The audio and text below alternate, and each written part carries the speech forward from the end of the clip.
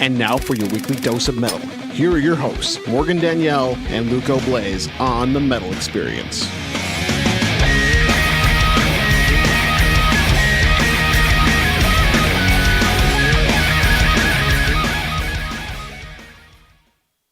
All right, we just heard Starkill with their cover of All I Want for Christmas Is You. That's a Mariah Carey cover, right, Morgan?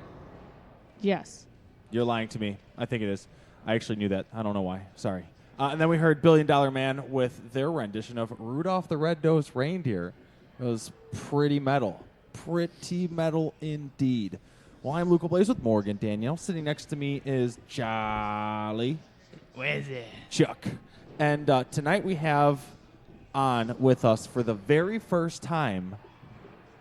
I'm super stoked because I've liked you since it's been a while.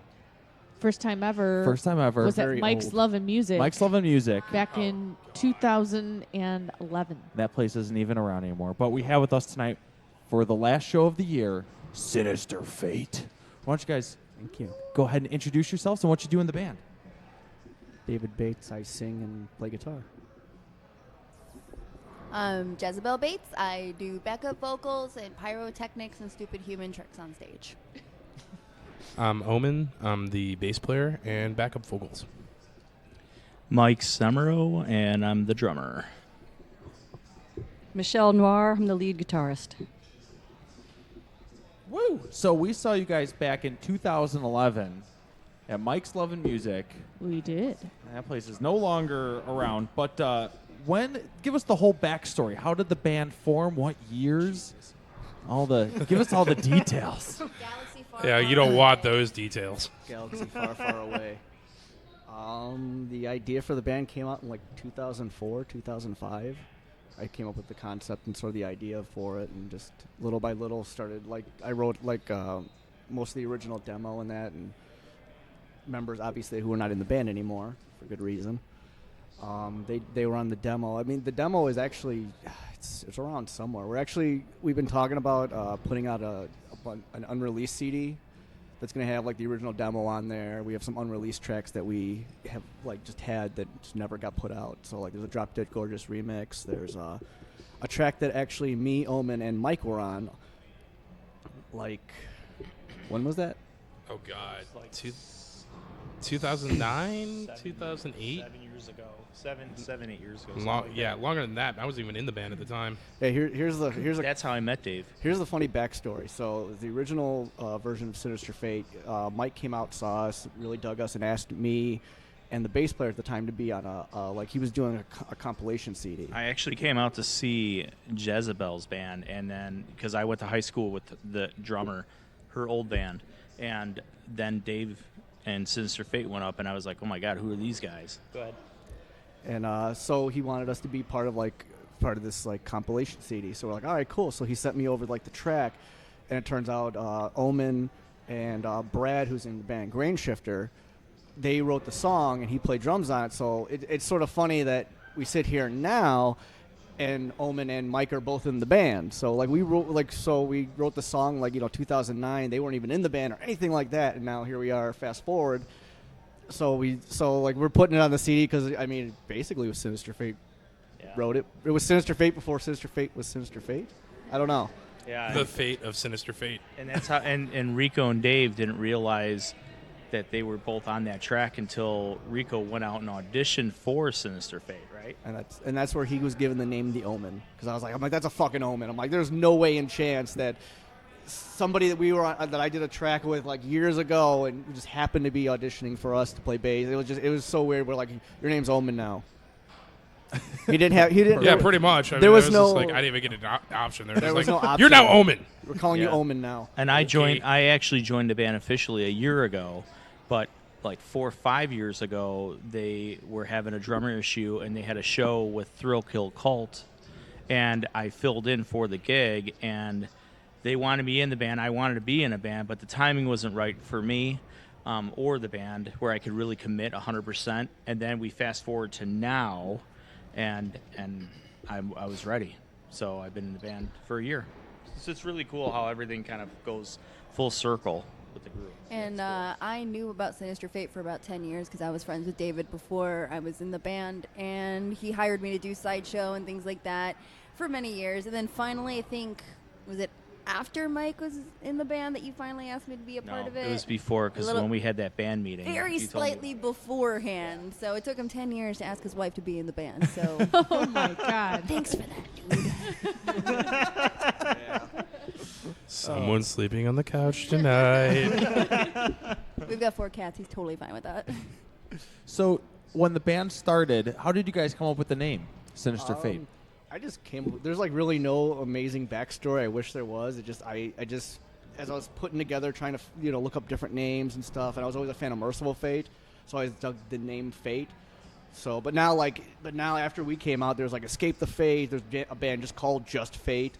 There's like all these different Fate bands now, which I think is funny. But like when I first came up with the idea for Sinister Fate, like the only other band that there was Merciful Fate, and that was it. And Were there any other that almost made it, or any other notable mentions, or any terrible ones? no. Okay. No, there wasn't. I wouldn't even remember, to be honest. It was a while ago.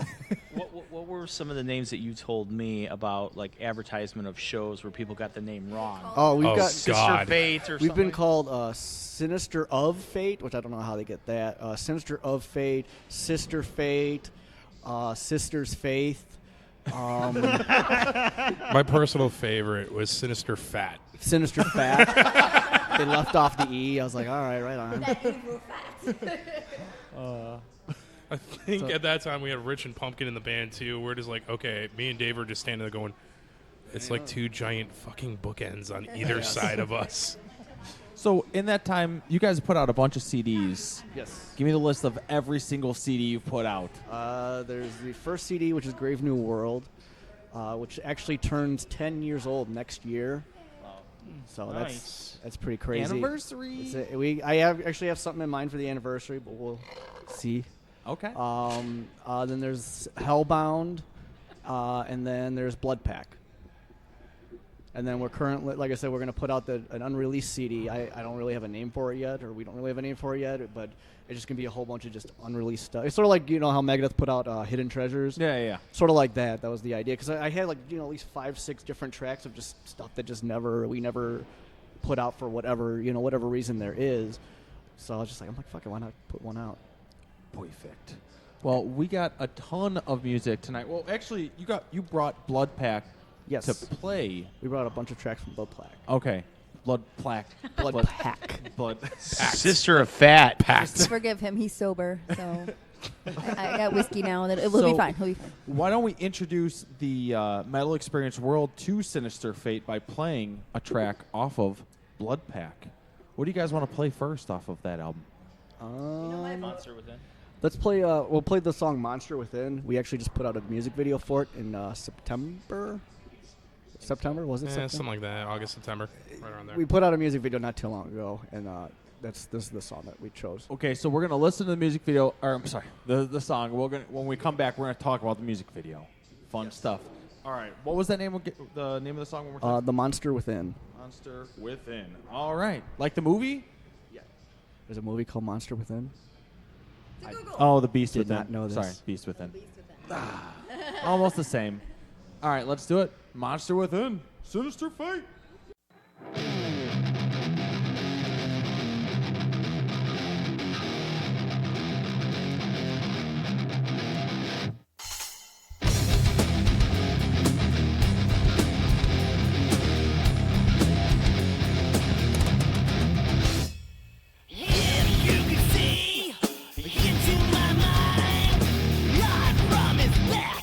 All you would find, the broken hopes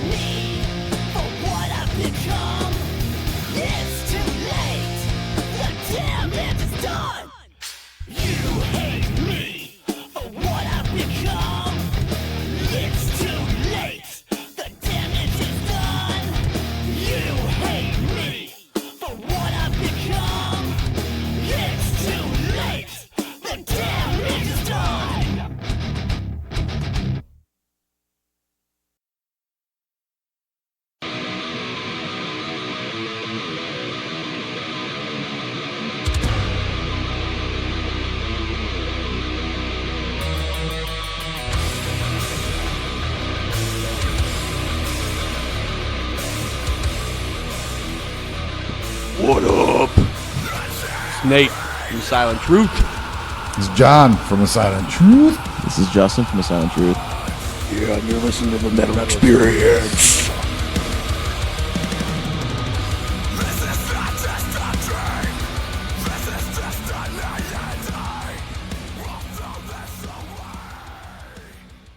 I am Morgan Danielle with Luco Blaze. We're here with Charlie and our friends in Sinister Fate, and this was the first track that we just played tonight, and it was off of the Blood Pact album, and it was called The Monster Within. There is a music video up on YouTube, and we're going to be sharing that on our page tomorrow, so look for that. But tell us a little bit about what the concept was, who shot it, and all of that fun stuff. Well, our drummer here, Mike, is actually the one who shot it. We actually did it in parts unknown, undisclosed location. The theme, basically, it's us locked in a mental asylum, covered in blood. It's pretty simple. Perfect. Now, is it video of you guys playing too? Yeah. Now, Yeah. how did you shoot and also play drums? GoPros. Ah, Yeah. The whole video was shot with a GoPro. very cool. Yeah. So when you were playing, did you just set it up, hit record, and then go down and play a part? So we had the camera set up, like in different spots, and just pretty much hit record, and we played as a band, and then we did individuals. And then I did all the editing work and put it together. Very cool. Yeah. Those GoPros are sweet. I bought some knockoff GoPros from China 2 years ago. It's a lot cheaper, and they do the same thing. $30 a piece. Yes. Damn. And they do, and they're a lot, and they do the same thing. Yeah. And did you have the actual GoPros, or did you? Yeah, Session 4s. Yeah. And then those are not cheap. I have 5 of them, but I only used. I only had 2 of them. I used on my drums, an overhead, and then one on the toms, and then we used one that we just clipped right to the mic. So it was kind of cool. Yeah, them things get pretty expensive. Yeah.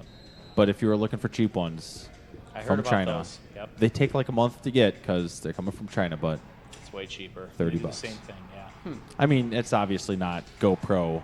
Yeah. It's not as good because you're only paying $30 for it. But Just ask David, pros are more expensive. when you're on a budget, China. from China, the GoPros from China. They're probably also from China. Yes. Yeah. Oh my goodness. So that album that was off of Blood Pact, where was that recorded at?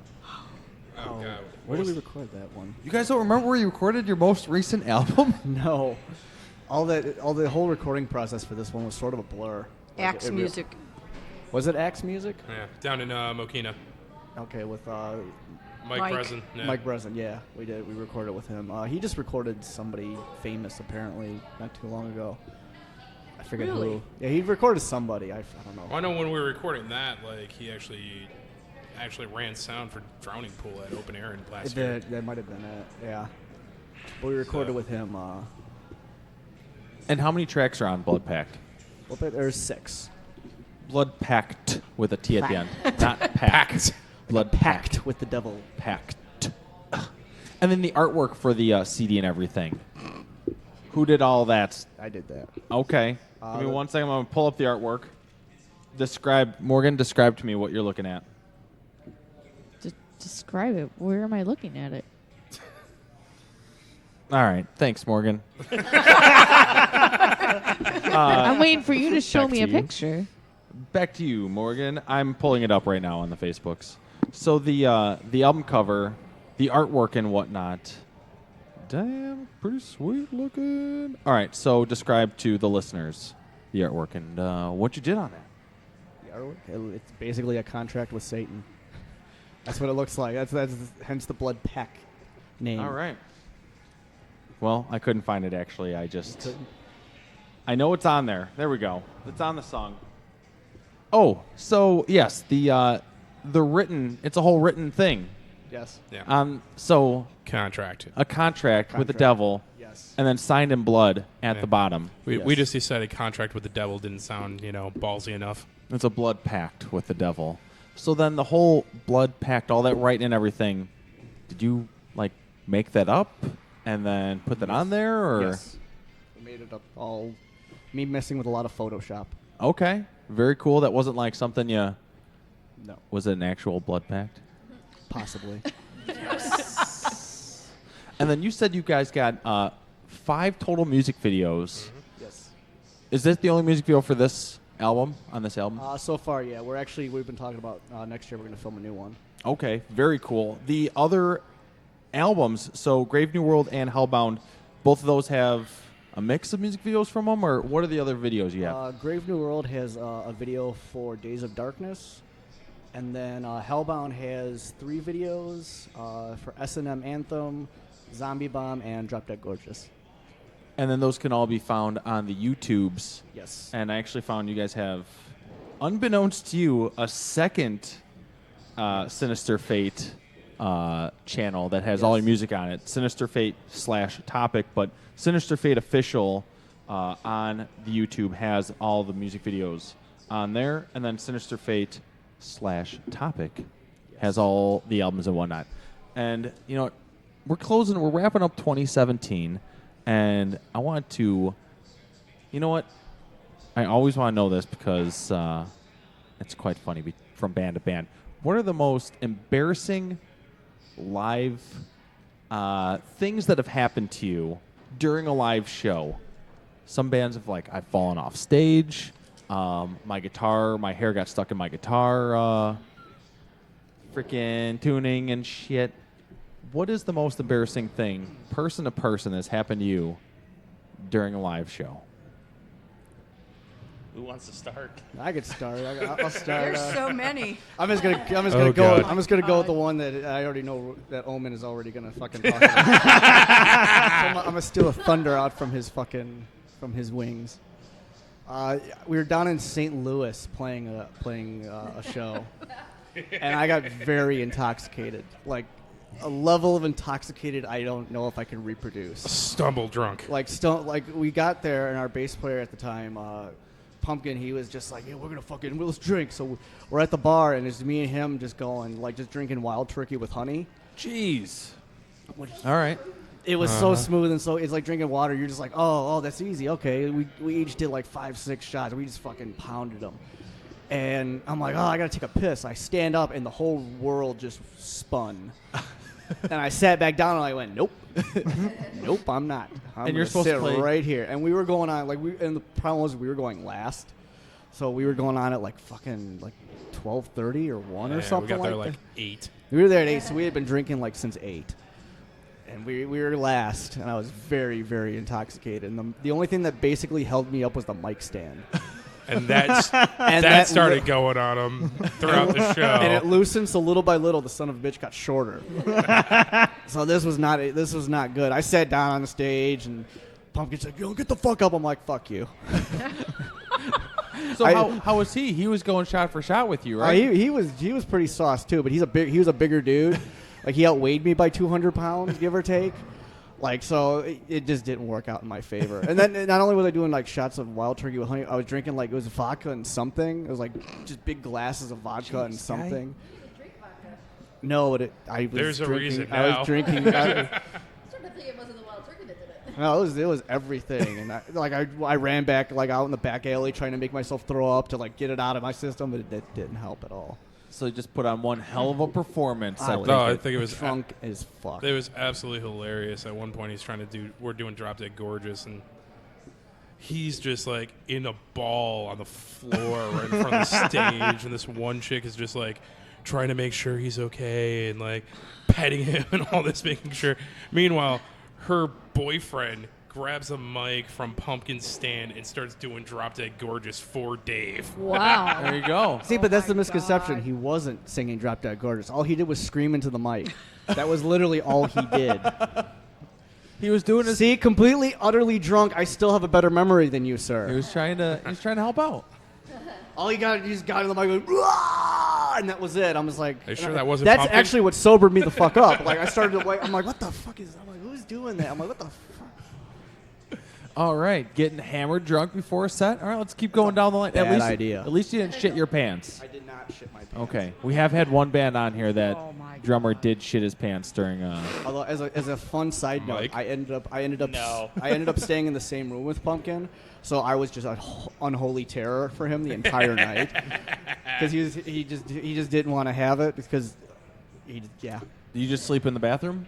No, I slept on. I was sorry. I had one bed. He had the other, and I caught my second wind. So he's trying to sleep. So I fucking did like a frog splash on him. Like I just made his life miserable the entire fucking night. You piece of shit. Oh, the frog splash. Who was that wrestler that did that? Eddie I don't Eddie Guerrero. Yeah. Who else has a Sweet. story? All right, let's go down the line. Jezbo? It's not so much a story, but it really salts my onions and embarrasses the crap out of me when I'm doing a grinder performance. And those that don't know what it is, you should look up Sinister Fate, and you can see me doing grinder. Essentially, I have a leather and steel plate on my crotchal region, and I use an angle grinder machinery and grind and shoot sparks off of the vaginal area. It is quite delightful and entertaining, and when you go to a place that doesn't really understand what's happening, they like to get their big guys and pull you off stage. So a couple times it's happened where big bouncer guy will come up and pull, like try to disconnect my fucking extension cord, and they don't know how to untie stuff because they're just really like dedicated to making sure they whip a power tool out of a girl's hand. So yeah, that's pretty fucking embarrassing because it's during the middle of a song, so I just gotta stand there, and I just shrug my shoulders and I look at everybody like mwah mwah, and and I give stink eye to the bouncers, and then afterwards they all come up like, oh sorry man, like we didn't know what was going on. I was like, that's fine, I had approval from everybody here, and I guess they didn't tell you, sorry. So I make them feel like an asshole just because, dude, you don't run on stage and start ripping power tools out of anybody's hands, especially a girl that's me. You don't pull stuff out of my hands like that. I will cut you. So then, what blades do you use on that? They're not blades. They're wheels. They're like coarse. Like wheels. the grinding wheels? Yeah, it's an industrial tool. People use it for shops all the time. You don't see people whipping Like stuff out of their hands. So do you use the metal grinding ones, and then what's the plate? The metal. It's steel. just a metal. Where do you get a metal steel. plate for that? Like, it it doesn't grind through? Well, eventually it does, yeah. But I mean, it takes like a show for me to grind through it. And I have like a graveyard of like ground through plates and everything. But I'm safe. I've been doing that for like 10 years, so it's it's become a perfected craft. You got a metal guy? We got a metal guy actually. I mean, we could essentially cut it ourselves, but not when this guy is bringing stacks of them to us to use. So thanks, Raftree. But yeah, no, we got a metal guy, and it would just be nice to not. Oh yeah. No, I've seen you Not- guys not live be pulled a off ton of stage. times.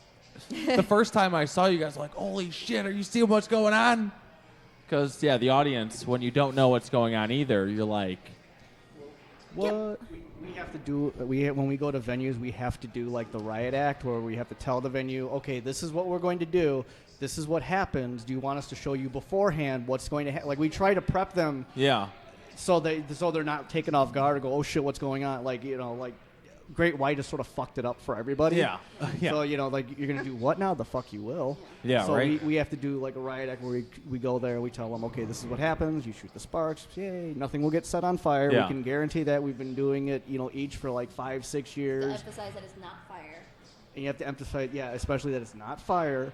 And, it's just a lot of people who, there's a lot of people that have an opinion but don't have any fucking idea what they're talking about. And like it sucks because a lot of venues will be okay with me doing open flame and do fire eating and do all this stuff, but they won't let me do grinder. I'm like, really? That's fucking stupid. So do you do get pushback? Yeah, so that's why I'd rather just ask for forgiveness instead of permission. So just once we're off stage, oh man, you guys shouldn't have done that. Oh, sorry. We already did it though. That's good. Thanks for letting us do it. So you don't ask anymore? You just go up there and do it now? If it's a large venue that I will assume that they'll give a shit, then I'll have David talk to whomever booked the show for us. But if it's like a dinky venue and not dinky, but if it's like if we're out of state, especially, they know what we're about. If they did their research, they know what we look like, they know what we sound like, they know what's gonna happen. If they did their research, if they didn't do their research, then that's. I don't have do to your tell ya. homework. They're finding yeah. out They're also. finding out, yeah. You can find out the easy way or the hard way. Have you ever grinded through and caught yourself or anything? Oh yeah. I mean, not well. Yes and no. I never grinded through my plates, but my wheel has slipped a couple times. I used to have a bra plate, so I've cut my boob, I have a cut on my stomach, I've clipped my finger. David does it as well, and he's cut his stomach, just slip of the wheel. It happens. It's, injury, but, it's fun. Oh, my goodness. There's worse stories than that out. And very entertaining. Omen. I'm still trying to think. I mean, I try not to take myself overly serious when I'm playing just because shit happens, but I can tell you about one of the most recent embarrassing moments. I'd love to hear it. It was back in September. We were down in Kentucky. Kentucky. Yep. And it was, the second night? Yeah. Oh, yeah. Mike suddenly realizes what I'm talking about here. Oh. She wanted to buddy your boy. Oh, my God. Welcome to the party, Michelle. And anyway, I break the low E on my bass string, like my low E bass string, in the middle of a song. And I'm like, well, shit. So, of course, it's like, well, what am I going to do? I only brought one bass with me. So, luckily enough, I had another pack of strings. So, I go run over to change them out real quick. It's probably takes me about 2 minutes, something like that, to kind of change over. But 2 minutes on stage is a lot of time. So, it's a lot of time to try to fill up. Well, anyway, so I'm changing strings. And Dave makes some comment about me breaking my string. And we have a sponsorship with Aurora Strings, and they specialize in colored strings. So I got black strings on a black bass. And I just blurt out, not even thinking about it, I'm like, yeah, well, it's big and black. Not realizing, because, again, not, just so focused on the show, there's this heavy black woman standing off to the side of the stage. Eyeballing him. Sweetest woman. Yeah, I mean, buying him drinks. She was great, but she wanted to take me back and break me that night. She wanted to manhandle him. She threatened to grab duct tape and take him, and we probably wouldn't have seen him for the next night or so. Jeez. You probably would have left me in Kentucky, you assholes. She wanted to butter his bread. Oh, my goodness. And we were just like, dude. Oh, they were just busting my Go balls get the some. entire fucking night about this one. Go get some of that. Did you go get some, Omen? No, not at that. No. He wasn't in the mood for the dirt. No. I was, at that time, I was in a relationship, so I'm loyal. Oh, okay. Yeah, whatever. It broke her heart so bad. She was so sad after. He's like, no, he won't. Oh, okay. Gave him a hug and scuttled off really quickly. And At one point, she ran up just to touch my arm and ran off. Yes. He's the bass player, right? I know, right? she liked the bass players, so. There you go. So who else has a Mike stupid story? I don't really. He shit his pants once. No. He made it clear it was a different band. No. With this band, I don't really have one, but maybe. Well, with any band then.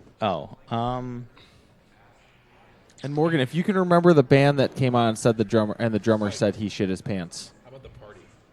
The party. Where it was the four of us at the party. I'm not going to say whose party. Does it have to be an embarrassing moment on stage or just an embarrassing moment with, like, band members? Yeah, sure. Whatever. All right. We'll go with this one. All right. So I go to a party. This guy, a friend of ours and longtime friend of mine, drummer friend, Jason Dienethal, and went to high school together. This is his house. It was a crazy party over there. Jesus fucking Christ. This was actually after a show, though. So it technically falls in the Was category. it? I thought you guys just wrote Zombie Bomb. You guys wrote Zombie Bomb. You guys were all excited to tell me about it. No, we had just did a show that night. Oh, that night. So okay. it does count. Okay. Okay, so you were doing Zombie Bomb shots, and you were telling me about this song you just wrote. So I thought it was okay. Anyways, so I show up at this party with another high school friend, Dave and Rico are there, Jezebel's there. It's our buddy Jason's house, and it was so out there when we walked in, my friend Dave and I, that my friend Dave left, just disappeared and just left without saying goodbye, because there was like just certain acts going on in like every room of the house. It was a wild, sexy party. Dave was strapped to some kind of like big wood thing, and Jezebel was whipping his It's a back. St. Andrew's cross. Yep. Yeah, that. And Google they weren't this. married at the time, and I just didn't know what I just walked into. So I stayed. My friend Dave left. I was just like watching, and I stay. yeah, I Yeah, Mike stayed. likes to watch. Yeah. Why It was not? that was that. I guess I was kind of embarrassed, but not really. I was just kind of. I didn't know. I was just. Dude, you ran to me at one point. I'm drunk as shit, and you're going, dude, what the fuck? I didn't know. I was pretty shocked. There's some very questionable acts going on at this party. Very, very questionable. You don't know where to sit I just down. looked up the St. Andrew's. That's what Dave was. That Yeah. is what Now I I'm was gonna. Now strapped it's to. gonna be burned in my head again. Now for probably another David's year. gonna try to find the picture of him on the cross. He was Where strapped to it. How to and get she was summer digging my PTSD. nails into Jezebel. him. Jezebel and him were dating, and she was whipping the shit out of his back. He's shirtless, and then he's handcuffed or something to that thing. And I was like, "That's the first room I saw." I just shackled. I just turn around and go, "Hello, Mike." Hi. I'm like, Oh, hey, Mike. That's the welcoming room of the house, and then you go down to the basement, and that's where there's like naked people just walking around, and yeah. David and I are the reason why they don't allow fucking in their bathroom at parties anymore. So, feather in my cap. Well, all right then. So yeah. So that When you was- try pegging Dave. See, we have more like inappropriate sexy wasn't in the stories band at than the time. embarrassing stories. I don't think we get embarrassed very easily. We get like dirty and nasty and naughty, and Michelle's got a potty mouth, but embarrassed, not so much.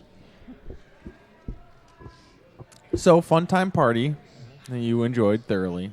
Yeah. I've never been to a party like that, and I saw Now a there's whole. one every other weekend for you. to I go. saw. I heard it was a once a month thing that happens all the time at Jay's house, and I've never seen that side of Jay. And I saw him in his full glory, and I've known the guy for like 20 years. And then that was the part that kind of really embarrassed me, because here he is talking to his wife. She's calling him. He comes out. He's butt ass naked, and he's just like talking and to her like there's nothing going on. There's me and 10 other people just standing there like, and he just hard on talking to everybody. The beers Yeah. in the fridge, man. And my friend and our friend Dave already Want me to left. grab you one? I got one in the bottom. Yeah, so sorry, Jay, I had to mention your name, buddy. You can cross that off the bucket list now. Now everyone is going to Facebook friend him.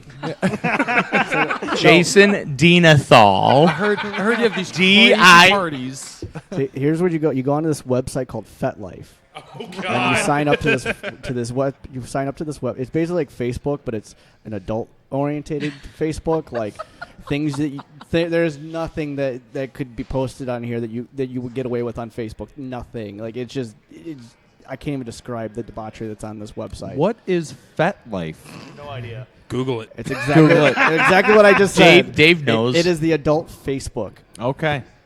and lots of weird like you'll just see things that just like up to the FetLife? elbow, like literally up So to the this is elbow. like going into the dark hole of the internet. Before I joined This this is- band, this is I was about- normal. At one point, And I in become time, more scared. Doubtful. At one point in time, we were in St. Louis. Columbus. No, we were in Columbus, and me, Michelle, and Omen are all in a hotel room, and I'm just going through all the list of fetishes, like A to Z, Yeah. just like saying them out loud, just like there's ass. We play, had ass all brought our punching. laptops, and Michelle had not heard about FetLife. So me and Dave are sitting on our laptops, just going back and forth, going through all the fetishes listed, trying to shock her to the point where she's like, "That's it, I'm out.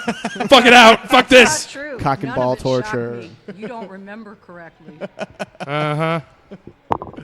All right. Well, down the line, Michelle, any embarrassing moments on stage?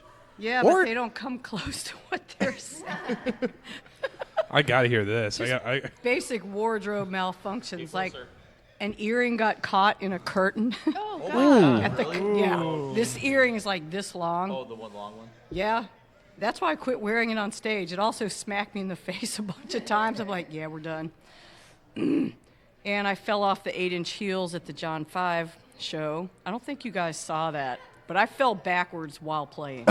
Yep. You weren't there. Luco, you were there. Did you I witness still that? wear them though. Fuck it. I don't think I noticed that. The John 5 was that at Reggie's? No. No. That was Okay. Used to be Mojo's, and now it's called the Forge. Okay. Yeah. Different one. Different show Different then. show. That was quite the shock. I'm like, I hope nobody saw this.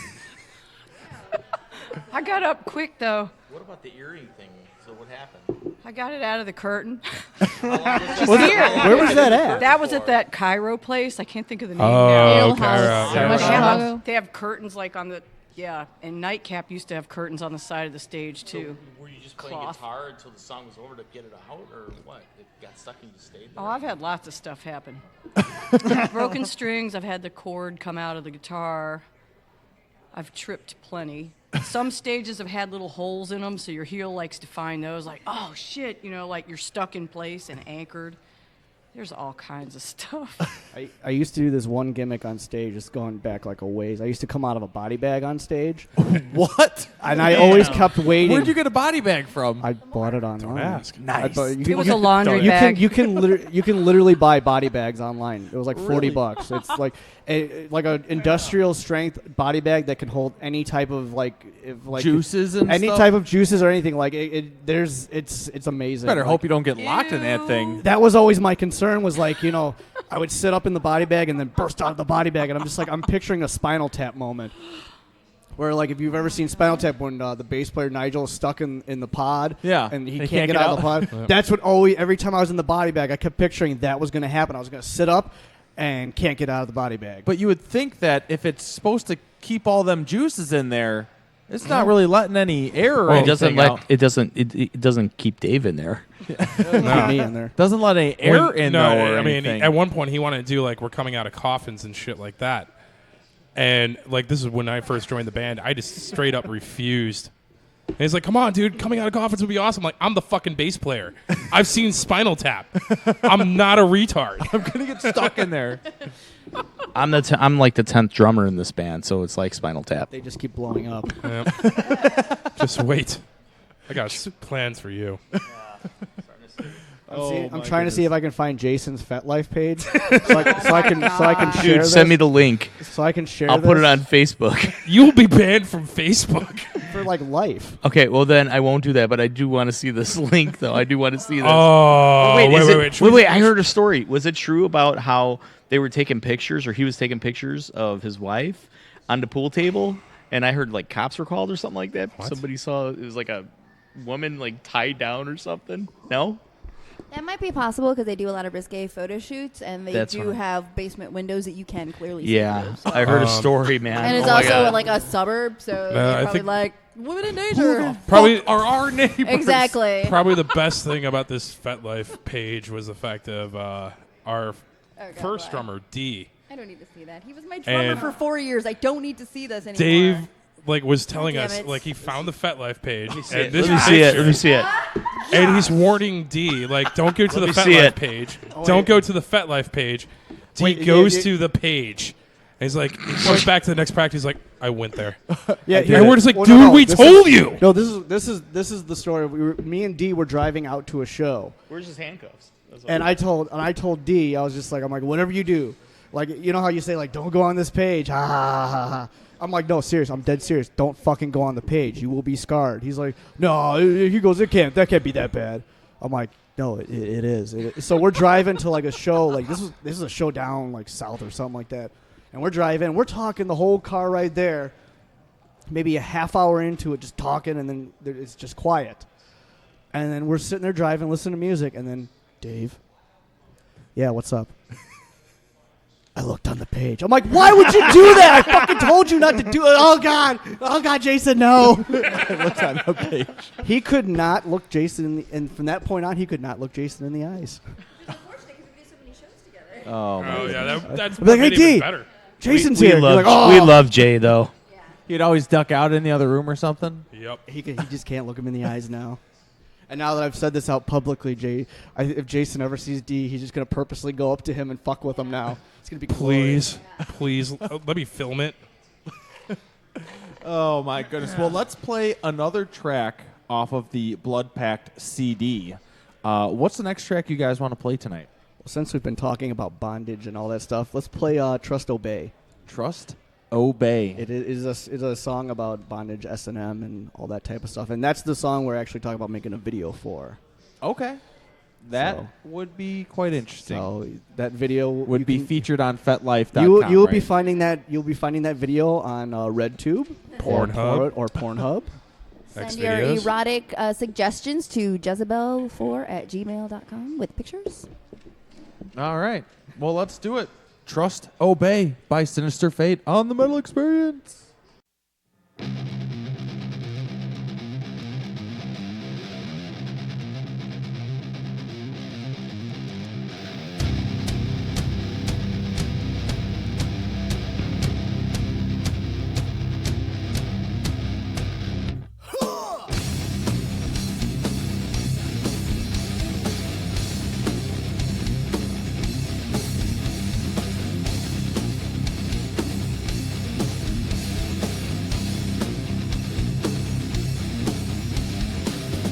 There's a monster deep inside of me. You're the one that can set it free. I want it dark, I want it rough. You're my addiction, I can't get enough. Just a word, I'm down on my knees. A slave to sin, who's eager to please. I kill for you, if instructed to. You are my God, let me worship you. I'm chained down, my hands are bound. Lash after lash, the sweetest sound. Take it all the control. You're the reason I lose my soul.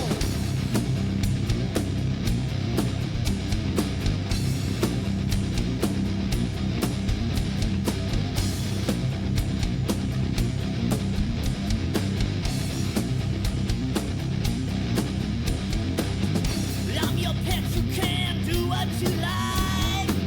I submit, I'll never put up a fight.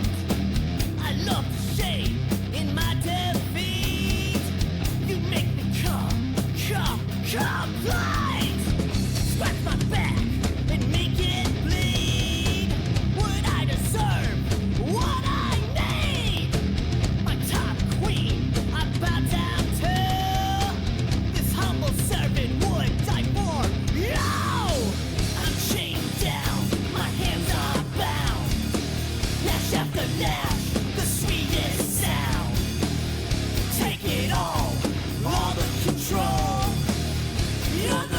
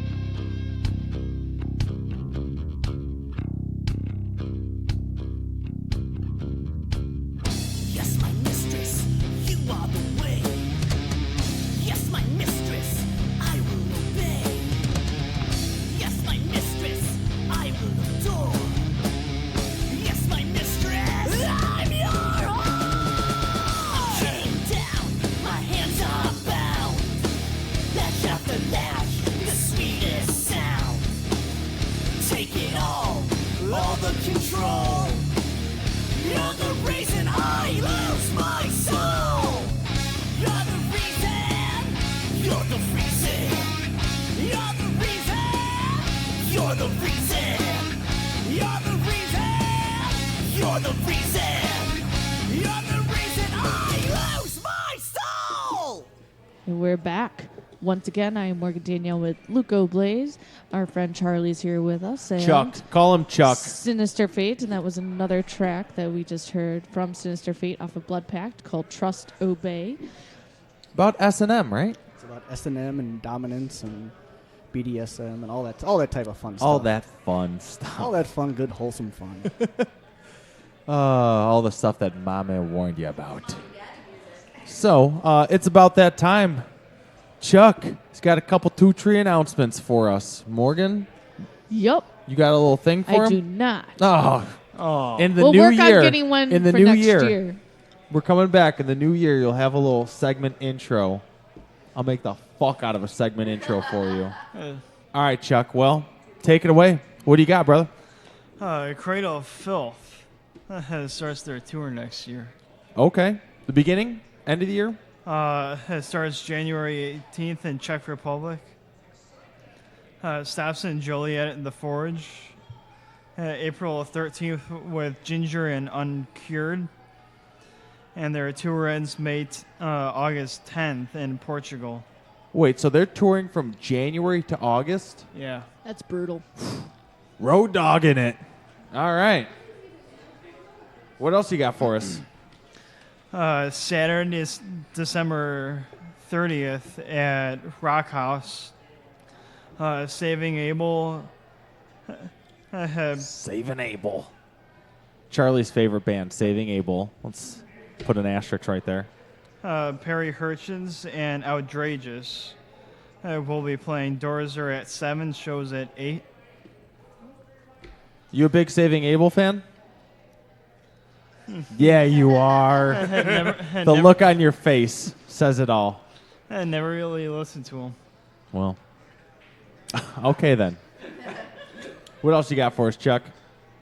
Sunday, February 11th, also at Rock House, 10 years, and also From Ashes to New are playing. Doors at 6, and the show starts at 7.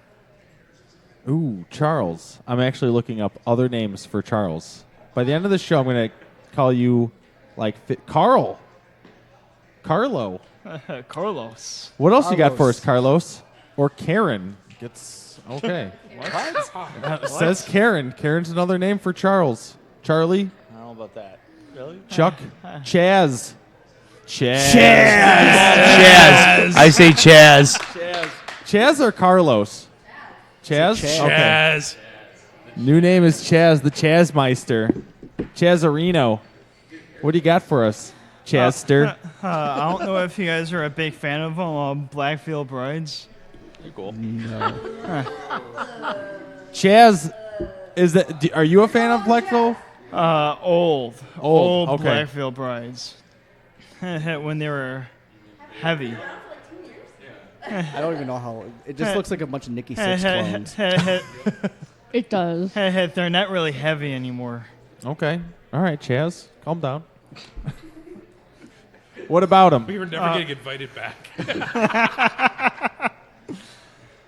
They're on tour with Asking Alexandria. Ooh, Morgan. Do you like that band anymore? I'm trying to get into the new album. Okay. And and also with Crown the Empire. Crown the Empire. I'm unfamiliar with them. Morgan, heard of them? You kind of have heard of them. There's a video of one of my old students at 13 playing Asking Alexandria, a song. It's pretty cool. Oh, nice. Yeah. Can I watch it? Yeah, anybody can watch it. It's PG. It's okay. Where can I watch it at? Chicago Drum Lessons, my drum school. So you check it out. There's like 61 different videos over there, and there's a 13-year-old playing that. I think there's a 15-year-old playing. I don't know. There's a bunch of cool stuff that you guys would like. Fuck yeah. Morgan, we need to post a link from the Metal Experience will. to Chicago Drum Lessons. Yes. Boom. Thank you. What else you got for us, Chaz? Chaz, I like that. Colleen, you going to call him Chaz from now on? No. All right. Chester. Chester. Ooh, Chester. Chucky. Ooh. All right. What else you got for us, Chucky? So their tour starts Wednesday, January 10th in Salt Lake City. Stops at the Rave. Friday, January 19th, and then also the next day stops in Chicago at the Riviera. The Riv. And their tour ends Saturday, May 5th in Charlotte, North Carolina. North Carolina. All right. For all you Black Veil Bride fans out there, Charles is a fan of their old stuff, not their new stuff, because it's not heavy anymore. All right. Got anything else for us? That's it. All right. You brought a band to rock out to tonight. What'd you bring for us? They're an indie rock band from England. An indie rock band from England. Who are they? Tell me. They're called Block Party. Block Party. All right. Get down on a good block party. A song we will be listening to is Like Eating Glass. Like Eating Glass by Block Party from over the pond in England. All right, let's do it, Morgan. Set that shit up.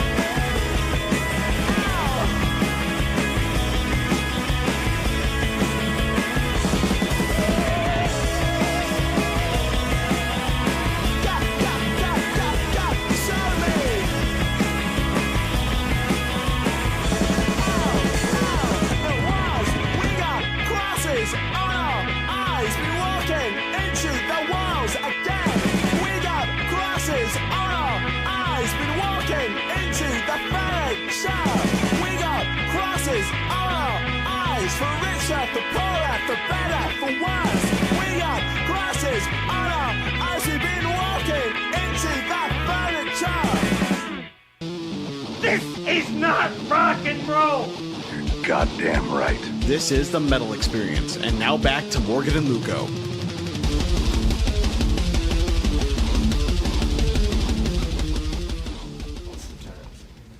What's going on? We just heard Block Party with Like Eating Glass, hanging out here with Sinister Fate. Woo! Block Party, huh? Yep. How'd you find them? Actually, Tony Hawk. Tony Hawk, huh? I had one of Tony Hawk's games. You're playing Tony Hawk over the weekend, you're like, playing these guys. All right. Sweet. Which Tony Hawk game were you playing? This was years ago. It was, I believe, American Wasteland. Okay. I never played that one. I only played the, first Pro Skaters. couple. The original. The first, 3. Yeah, maybe the first 2 or 3. Yeah. Freaking Tony Hawk. Woo! Actually, You put the cheat code and just grind for 2 days. or the no gravity where you got air for 2 city blocks. I think the worst one was I was trying to make a record and I did do the cheat code and just did the grind around a bowl for like 3 an hour? straight days. I just turned on the TV, set it up, and left it. And I put a note on there: "Do not touch or die." I come back and I'm like, "All right, time to end this." And points are through the roof. I get out and I bail, and I'm just like, "Motherfucker!" You fell? Oh. Well, did you restart it? At that point, I was 12. I'm just like, fuck this. I'm gonna go play Mortal Kombat. Parents come home and they're like, we'd like to watch the TV, but we can't because little baby Omen over here has got his Pro Skater. Tony Hawk Pro Skater. You don't understand, Mom! Trying to set some type of record or something. Can't watch my football game. That's pretty funny. Oh, my goodness. Well, we are back rocking out with Sinister Fate, talking about some Tony Hawk Pro Skater. And Morgan got a couple 2, 3 and out things. What you got for us? Well, so we've seen you guys over the years, and at first, not that I think that it was on purpose, but I was super intimidated. The act and the theatrical aspect, but just personality wise, I wasn't sure how to approach you. I mean, now when you after seeing you guys enough times and knowing a little bit more through internet how you guys act, I'm like, okay, it's She's not just. She's I like got this with scared. some bands. I got scared. I didn't know what. So Mike, when I was just thinking talk of to them. questions, They're human beings. They'll Yeah. talk to you. I know I'm weird. I'm weird. She is weird. You were playing a show in your band, aren't you? In a band? I am. With us in Indiana. I don't like to talk about them. They're Okay, it was because I didn't know if I should come up to you because I recognized you. I'm like, I think that's Luco from the That's Morgan's boyfriend. Yeah. Metal Experience, and then Yeah. I thought I saw you there because I asked you if you were there. I was working. There was a girl that looked like you. That's crazy. I just thought it was People were asking for you. She's working. Yeah, but you were it did. was your band. The right? forms they take. We with Motor Grader, right? That with was the Motor show? yeah. It was a pretty sweet show. And So you guys killed it like usual. And, You were up in the balcony. Up in the balcony. Oh, Yeah, I God. remember. Drinking Yeah, a you were beverage. watching. Yeah, that birthday show. But anyway, Birthday show. Someone's birthday? It was Omen's birthday that day. Oh. So we got him really You drunk. and we actually, paddled the speaking of getting up on the bar, you got up on the bar and realized He does you that every show. could not stand up on there. It was only Yep. like Oh, I don't. I a didn't see 3-foot that. clearance. So he got up and Dang. we're just Yeah. playing the bass. Yeah, he It always does that, and I never get to see it from where I'm at, but I hear him trying to climb up there. He stops playing the bass, and I'm like, all right, he's getting up on the bar. And I think that show took a little bit longer, and I was wondering why the bass was. Now I know why. Between the bar and the ceiling was about that much. Yeah, so once dude, he got like, up there, it was like crawl under the table right now, and that's about the clearance I had. he had to about do this 3 stuff. feet to work with. So he's just all. I crouched could over. fit in there perfectly, height-wise. Fucking midget. Omen did also get to snort vodka for a Yeah. birthday shot. Oh my What? God. Him and the bartender did a special. in the nose. Yes. The bartender snorted vodka with you? Yeah. He was the one that poured me the shot. He's like, "You got to do this. It's called the And Chili then Willy." he saw Weird. the bartender do it first. That's and why then I he's said, like, "Oh God, the "Fuck it." birthday show," Yeah. because like, I mean, I was like, did he just pour me rubbing alcohol? Oh my god. Like, So how was snorting vodka? painful. Again, rubbing alcohol. I mean, we could run the Walgreens right now and get a bottle. You could try it yourself. There's really not much of a difference. We're at a bar. I could just go up there and get a shot. Right now. You got And vodka? make, him, We and need make to Rico snort do it. it now. Yeah. I ain't snorting it. So wait, how No, did Michelle's you, birthday was the last one. We could have Michelle. her snort it. how do you even do that? He literally like, poured out a line of. No, just Put a straw in a shot glass. You're like, You put a straw in a shot glass and Yes. suck it up. yeah. Jesus. yeah. This guy was like, this No. guy's always getting into it. I do this every day. No. So Yeah. you're saying you highly recommend people snort shots of vodka. Sure, pour it in your eyeballs too. Why Pour it in not? your eyeballs first. And butt chug it. Morgan's a big fan of butt chugging. I am not. Wow. But anyway, some Yeah, questions. where were we at? Are we, Some questions that I had for the band. Well, we cover this. This like, band is vodka like part. that. In response to Morgan saying about the intimidation factor, David kind of has this thing with the band that I think he read it in the Nikki Sixx book about what people want to see on stage, and Yeah. like, nobody wants to see like a dude standing there. How does that go again? It's just like, no, you're pretty much on par. It's just, and the same thing is like Lemmy is quoted saying, you want to see bigger than life rock star. You don't want to see some average Joe just going up there and playing because that's just fucking boring. Right. So that kind And of brings me into my next question. I'm going to cut no, you off right you're there. Not. The one thing No, I've you're not. always I'm gonna told mute your bands microphone. God Yeah. damn is it. when you're playing live, if you're not getting into your own music, Yep, how do you the expect crowd- anyone else to get into your I music? tell that to my students. Oh, yeah. I'm like, if they pay $5 or $100, you put on a show. Even if they there's, pay nothing. Yeah, and if there's 1,000 people or 10 people, you play the same. You perform the same. Yep. And that's We why wanna I thank do the Dan for tricks. coming out. That's why I do all the Dan. theatrical tricks when I play, because I'm trying to put on a show for people. There you go. Okay, so now my question. Yeah, sorry, Morgan. So your act has at times been controversial, with like No. props and costumes and stuff. Obviously, with Sinister Fate. So when you're up there, how do you create your idea for your stage show, and then how do you take people's responses? Have you ever had like a negative reaction to it after your set? Yes. Yeah. All the time. It's usually when I rip up the Bible, people Yep. get very offended by it, or they're not too keen on it, or whichever. I had a friend that was wanting to see the new band that I joined, and she came to the show, and as soon as Dave tore up the Bible, that was it. She never wanted to come back again.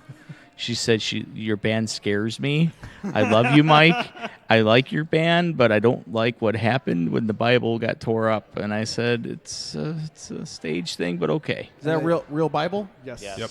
Every show, Has it every been I show. actually have Well, that's just it. actually It's in my just closet I have a stack of Bibles. It's like, just stacked. a book. I mean, like, it's not blessed. Also, the So- hooks at Halloween. Yeah, I've Remember done- that? Yeah, We've done hooks, like a hook suspension, or not suspension, but more like a flesh pull. We've done that. I saw a picture. I We'll was put like, the hooks in, and I shit you not, the one of the times, like when you the whole preparation for it is you go backstage, you get the hooks put in, you lay down, there's a process. For one of our shows, I was like, well, I actually want to sit down on stage and have them do it like live, so the entire audience. That was actually- Nightcap. Yeah, it was at Nightcap, and I wanted the entire crowd to actually see the hooks going, and like to actually see it. yeah. Because usually, like I said, you see it.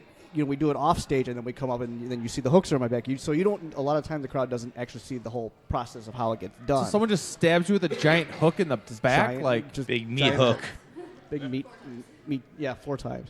And I shit you not, like I've actually, one of the things I heard afterwards was, oh, that was fake. That was fake blood. Really? Jesus. They actually said that. I When- laughed. when and you I'm have like, when you I'm have like, no really? hooks in your back, and then you have a hook in your back, and Appar- you're suspended. That's fake. Okay. They were like, oh, that was so staged. Fake Did you blood show on them the holes? Yeah, they've seen it. And Did they taste the blood? Did they taste the blood? No. But I mean, Put your finger in my back right now. we've Put the finger in the hole. and actually the Bible thing is like at times before we would have naughty nuns come up on stage with us too. So Yes, I'd have we've like these seen that, naughty yes. nun like come up there and I'd spank them and I'd have like a priest collar on and I'd do that. And like I said, yeah, that's usually where people get very uncomfortable. I notice only some shows have that. Can we get that to happen more often? Yeah, we could do some. Can we get Mike to be the Because naughty nun? I'm playing the drums and I'm So we're gonna behind be- and I see all that. So we'll be holding auditions for naughty nuns. So if you would like to be a naughty nun for Sinister Fate, Looking at you, Will. please hit up our Sinister Fate Facebook page. Send pictures, lots of pictures. You were a naughty nun? Well, With he your wasn't beard? dressed as a nun, but I bent him over and I spanked his ass. And Steve did He could go on Rico's side. yeah, actually, Man Steve, on Rico's side. We're not prejudiced here. Steve from the band Royal, he was one of my naughty nuns too. Like I had him bent over and I spanked his ass and all. Giving that him a little bit of the business. I gave him a little bit of the Equal business. opportunity nuns. Yeah. Okay, bear hungry, he'll eat. Men could be nuns too. Oh my goodness. First time I saw you guys, that's been the first time I saw you guys. I was like, Was that Mike? That was Mike. That might have been the show, Mike and Denise, or no? No, that was Gas House. Guest House. Did we have a naughty nun for that? I don't know if we had a naughty nun for that. I don't think so. Hey, after I saw you guys, I was like, what did I just saw? That's the whole idea, I guess. Quar You'll Junior. remember him. You'll remember yeah. it. You'll remember the name. You'll remember It was it. like, Hail Satan, burn the Bible. And Hail then, Satan. and then the last time I saw you, you were, I was helping you, and you were Yeah. stapling the. Yeah, we do that too. We do staple gun stuff. You were stapling? So We staple gun stuff to ourselves. Yeah. how do you get into sideshow yeah, stuff does like that, that? wait, So does how that did fucking hurt?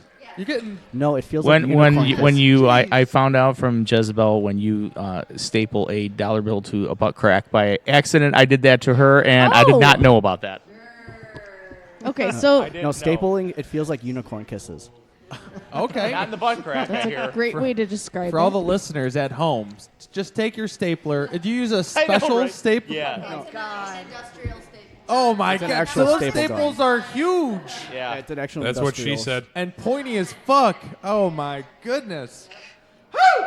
But All right. Try to hit the bone. But yeah, to Morgan's question, usually like when we have like different songs, we're sort of just trying to figure out what would like theatrically wise work with it. So like we have the song that you guys will probably be playing soon, called 6 Feet Under the Big Top, where it's like it's a sideshow circusy theme type song. So like Jezebel will be doing like Cheek Spear, and she'll be doing Human Blockhead and stuff for that song. And you take a giant freaking needle about yay big and you pop it through. And then you pop it through the other side. You're actually You popping it. Actually, Is if you it could least see, she a has little- she has a bruise like right here from doing it. Is it a little? Is it thin? I mean, you're It's you're thin, but stabbing it'll- yourself. in the Lugo, it's a face. needle going through both cheeks. Knitting needle. Woo! I'm kidding.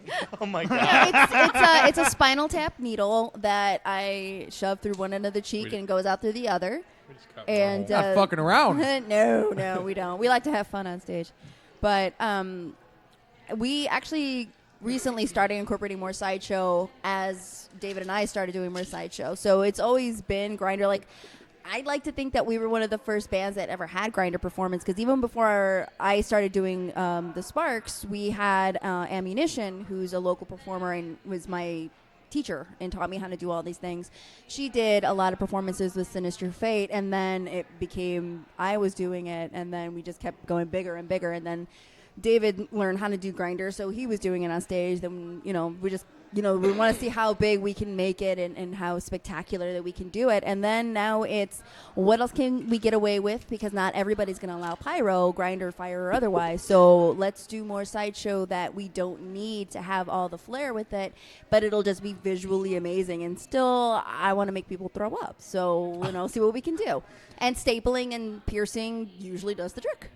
And David, where's your Grinder blade metal sheet? I have like a chest piece basically, so it's just a giant chest. I was gonna say piece it's that I not a use. cod piece. Not. It's not a cod piece. No, Our friend, no wasp. our friend black and Will wild. over here, he grinds off his cock, so So- we're not missing that. Standing We all know behind that. us, or standing behind you guys, is another performer. Why don't you reach over? Not reach over. Bend over. Introduce yourself. Dangerous Grab thing to say Will. with this band, right? Yeah. Bend over. Bend over. That's not the first time I've been told that. Come sit in Daddy's lap. Where's the paddle? So why don't you introduce yourself? Come on in. Come on in. Don't be shy. It's a cockhead. I'm Will. Get closer to that. All right. Just lick the tip. Just the tip. Lick the tip, Will. Just the tip. Listeners at home, Will just licked the tip. Just the tip. No, he got the whole thing in his mouth. Introduce yourself, jackass. This is Will. I suck at intros. Hi, this is Wilhelm Reaper. He does sideshow and fire, and he plays with a giant staff and spins it around and does all types of weird. He does a lot. We're sort of like a little group called the Sinners Sideshow. So we do like all different types of. We've done like Nightmare on Elgin Street, and we did Open Air Fest in July. You guys are like for hire. Yes, we are for hire. Pay us to do stupid shit. And what is it called? The Sinners Sideshow. And where can people find Sinners Sideshow? We're currently building our Facebook, but once a month, the third Thursday of every month, we perform over at Exit Chicago. Nice. It's on North Avenue. We're actually performing this Thursday. It's the Nightmare Before Xmas, because it's Bondage a Go-Go, so there's going to be some penis and boobs there. But we do our sideshow and our fire choreographed routines. We do individual, and then we do group acts, and that's the third Thursday of every month. Otherwise, anybody can contact me or David or Will individually until we get our site and our Facebook up and running. We used to be part of another group called Misfit Carnival, but life happens, so we had to kind of disassemble it, and us three were just like, fuck it, we'll do it. And so far it's been really fun, low maintenance, and just badass. So Because we were at the Exit one time, and I remember you were there because I always see you doing, every time there's anything with fire, you're always around, Will. And you're always there. You're at the Rob Zombie thing. You guys were at the Rob Zombie thing. Yeah, we did the Rob Zombie Haunted House and That's Theodium. Yeah. And I saw you guys at the. I know Will. I remember you spinning some, and there's a couple ladies at the giant Exit staff. You a can while say it. back. It's okay. You can say he was You're spinning his giant. Will, you were staff. spinning your huge staff at the Exit. But yeah, that's pretty awesome. And I hear a rumor that we might actually be playing at Bondage Go What? in February. That's what I hear. I can't confirm yet, but That'd be fun. You didn't hear it here. didn't hear it here first. But there is a rumor going around for the theme night of February that the theme night is going to be Dead Rock Stars, and that we will be performing that night. And that's what I hear. Will, have you ever put any gigantic spikes in your back? Yeah, they're trying to get me to do it, but we'll see how this year turns. They got me into stapling. I've done stapling. Okay. You've stapled the guy? She had to actually dig out a staple out of my chest because I actually bought longer than normal ones, and it really got lodged in Jeez. there. Yeah, I think this one's piercing my heart. I've actually woken up the next morning and found a staple. Like I thought I got all of them out, and I wake up and I still got my shirt off. And I'll look in the mirror and I'm like, "The fuck is that?" Oh shit! There's a staple still stuck in me. Oh, there you go. Sleeping with staples in you. You guys. So how do you even get into that? Like, that's my fault. how did you just discover this Lots of world? drugs. You that try you it. just decided that you were going Try to it, Morgan, start and doing see if you this? like it. Yeah, I am you'll actually like afraid it. of sharp, pointy things like Just that. don't look. That's It'll be just fine. not my No, you'll thing. be fine. I actually started with doing the fire performing and pyro and things like that, and then one of my girlfriends, a couple of my girlfriends, but mostly one of my girls, Clara Bell, she did a lot of the sideshow and pincushion and things like that, and I'm like, well, I can do that. So I would just basically watch her and then do it myself. And in the backstage area of another performance I was at, she's like, "You want to learn blockhead?" I'm like, "Okay." So then 30 seconds later, I'm shoving an ice pick in my nose. And Wait, what? Yeah. I didn't bring any props. Otherwise, I totally would have. I put vodka on my nose. She puts ice picks. Yeah, I learned by shoving a giant ice pick in my nose, and then graduated to a large nail, which I hammer in my face, and then. I've always been a lover of pain and things like that. So started doing needles and just kind of escalated. I've been doing suspension longer than I've been doing fire, so I was not adverse to pain or anything like that. And then I introduced Will to some of the pyro sideshow that he knows, except for staff, because I'm not coordinated, so I can never teach anybody that. And then I started teaching David some of the more invasive sideshow, and he took to it like a fucking fish to water. And then he's, they're all kind of outgrowing what I can teach them, which is great because you want your students to be amazing. And that's why we all kind of worked well together. So, yeah, because they're quick studies. Before you leave, have you ever stuck an ice pick up your nose? Not yet. All right. By the end of the year, get him to stick an ice pick. So I mean, it's winter. So There's like a plenty week of and a them half? out. Where does it go? Yeah, Oh, where yeah, does by it the- go? by How the do end you of know that you're not 2018. going to My touch? brain. How do you know you're not going to touch your brain? Like You don't know you're not going to touch your brain. so you but could I tried it potentially once. I could fuck chase up. colors now. Oh, you can fuck up with anything that you do sideshow. Anything. And that doesn't Do you have to take scare out your you. nose No. rings? No, I actually got my nose stud purposely on this side because I do blockhead predominantly on the left side. Because he was going to do it. I was like, wait, no, other side. I'm shoving an ice pick in this one tomorrow. So, Yeah. there's a method behind They're it. all connected, so. And you don't have that large of a nose. Stick a Where does drumstick in there. That's what I want to see. Not to be. Maybe a 1A. Mike, you should Where totally the pull heck it does over. We'll try one of my sticks. Ice pick go? How do you breathe with You it in first, your Mike. nose? It'll go in your ass. You don't. You breathe through your mouth. Oh my gosh. And how long do you keep the ice pick in there? As long as you want. 3 days later. If listeners go to Jezebel.com, that's JEZZIBEL.com, there's lots of video and footage of me and David and Will doing a bunch of stuff. A lot of stuff from Open Air Weekend, a lot of stuff with Sinister Fate. So yeah, it's very visually stimulating, and there's usually not a lot that we won't do on stage that we can get away with. So that's what makes it so much fun. Like, especially being in Sinister, you can do so many different things because all the songs are fun to dance to and rock out to and bang your head to, but also shove stuff in your face to. So it's pretty universal. Come to a show. Yeah, I definitely think that is what made you guys stand out from everybody else around when I started noticing more of the local scene is you had so much built into the act already. I mean, it's a show, it's also the music, but it's also visual, like props. It's all there. Yep. It's crazy, and not a lot of people are doing that because I mean that's even more stuff on top of your gear that you're bringing to a show. Correct. That's Yep. insane. That's commitment. Yep. And definitely one thing, when we first started doing like a lot of the Sparks and Grinder stuff afterwards, then other bands started doing it and hiring like our friends to do it, and so I'm confident in saying we sort of started that whole little trend. I agree. At least in the local. In the local, I mean, we weren't. in the local scene for sure. We were the Yeah. ones that Yeah, started doing definitely. it. Like, I mean, Alice Cooper has had it. It had Grinder in his acts before. I know Cradle of Filth has done it a couple times. I'm trying to think who else, but Motley Crue has done Yeah. it. So other bands have done it, but like locally, like we were the first ones that just started really doing it like on a bigger scale than what they were doing, and then everybody else wanted to jump in on the act.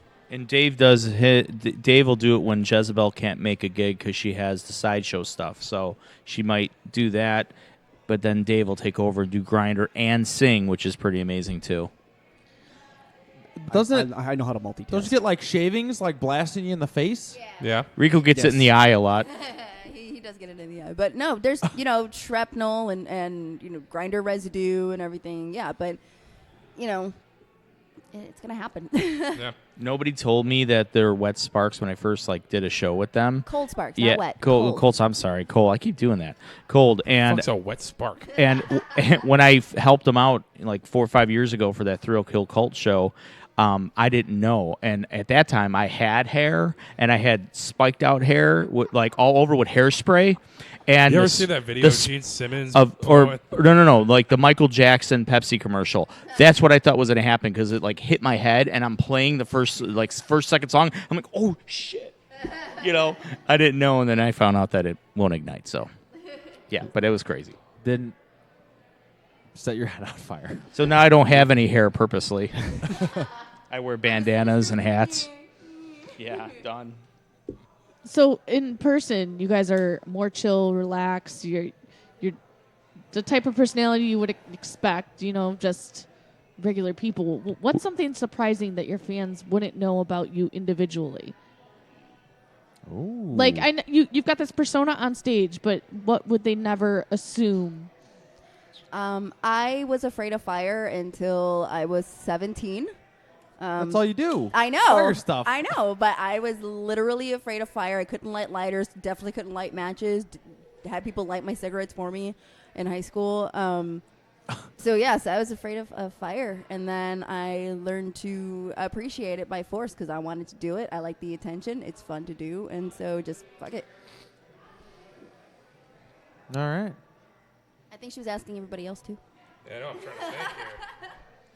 I went to a Catholic grammar school and then got kicked out. You I and went me to the both. public school and then I did 7th grade twice.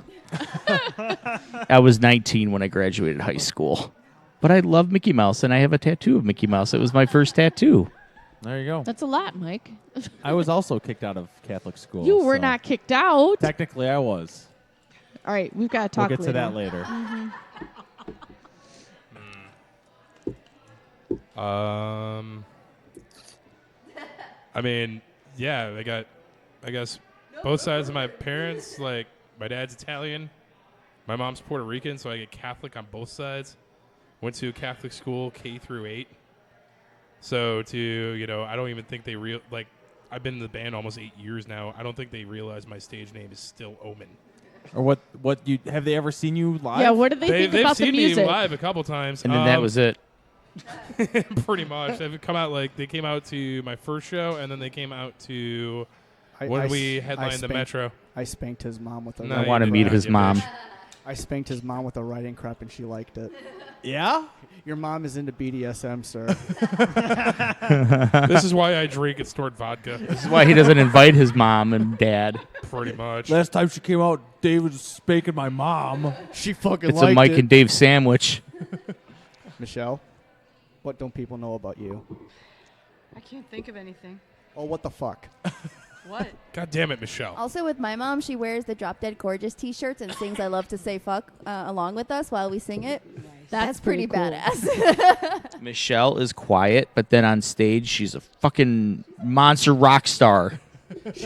I know. She lights up. She's a whole different person. It's like Superman, Superwoman. I know what some people don't know about Michelle. She has a ginormous shoe collection. Like a ridiculous amount of shoes.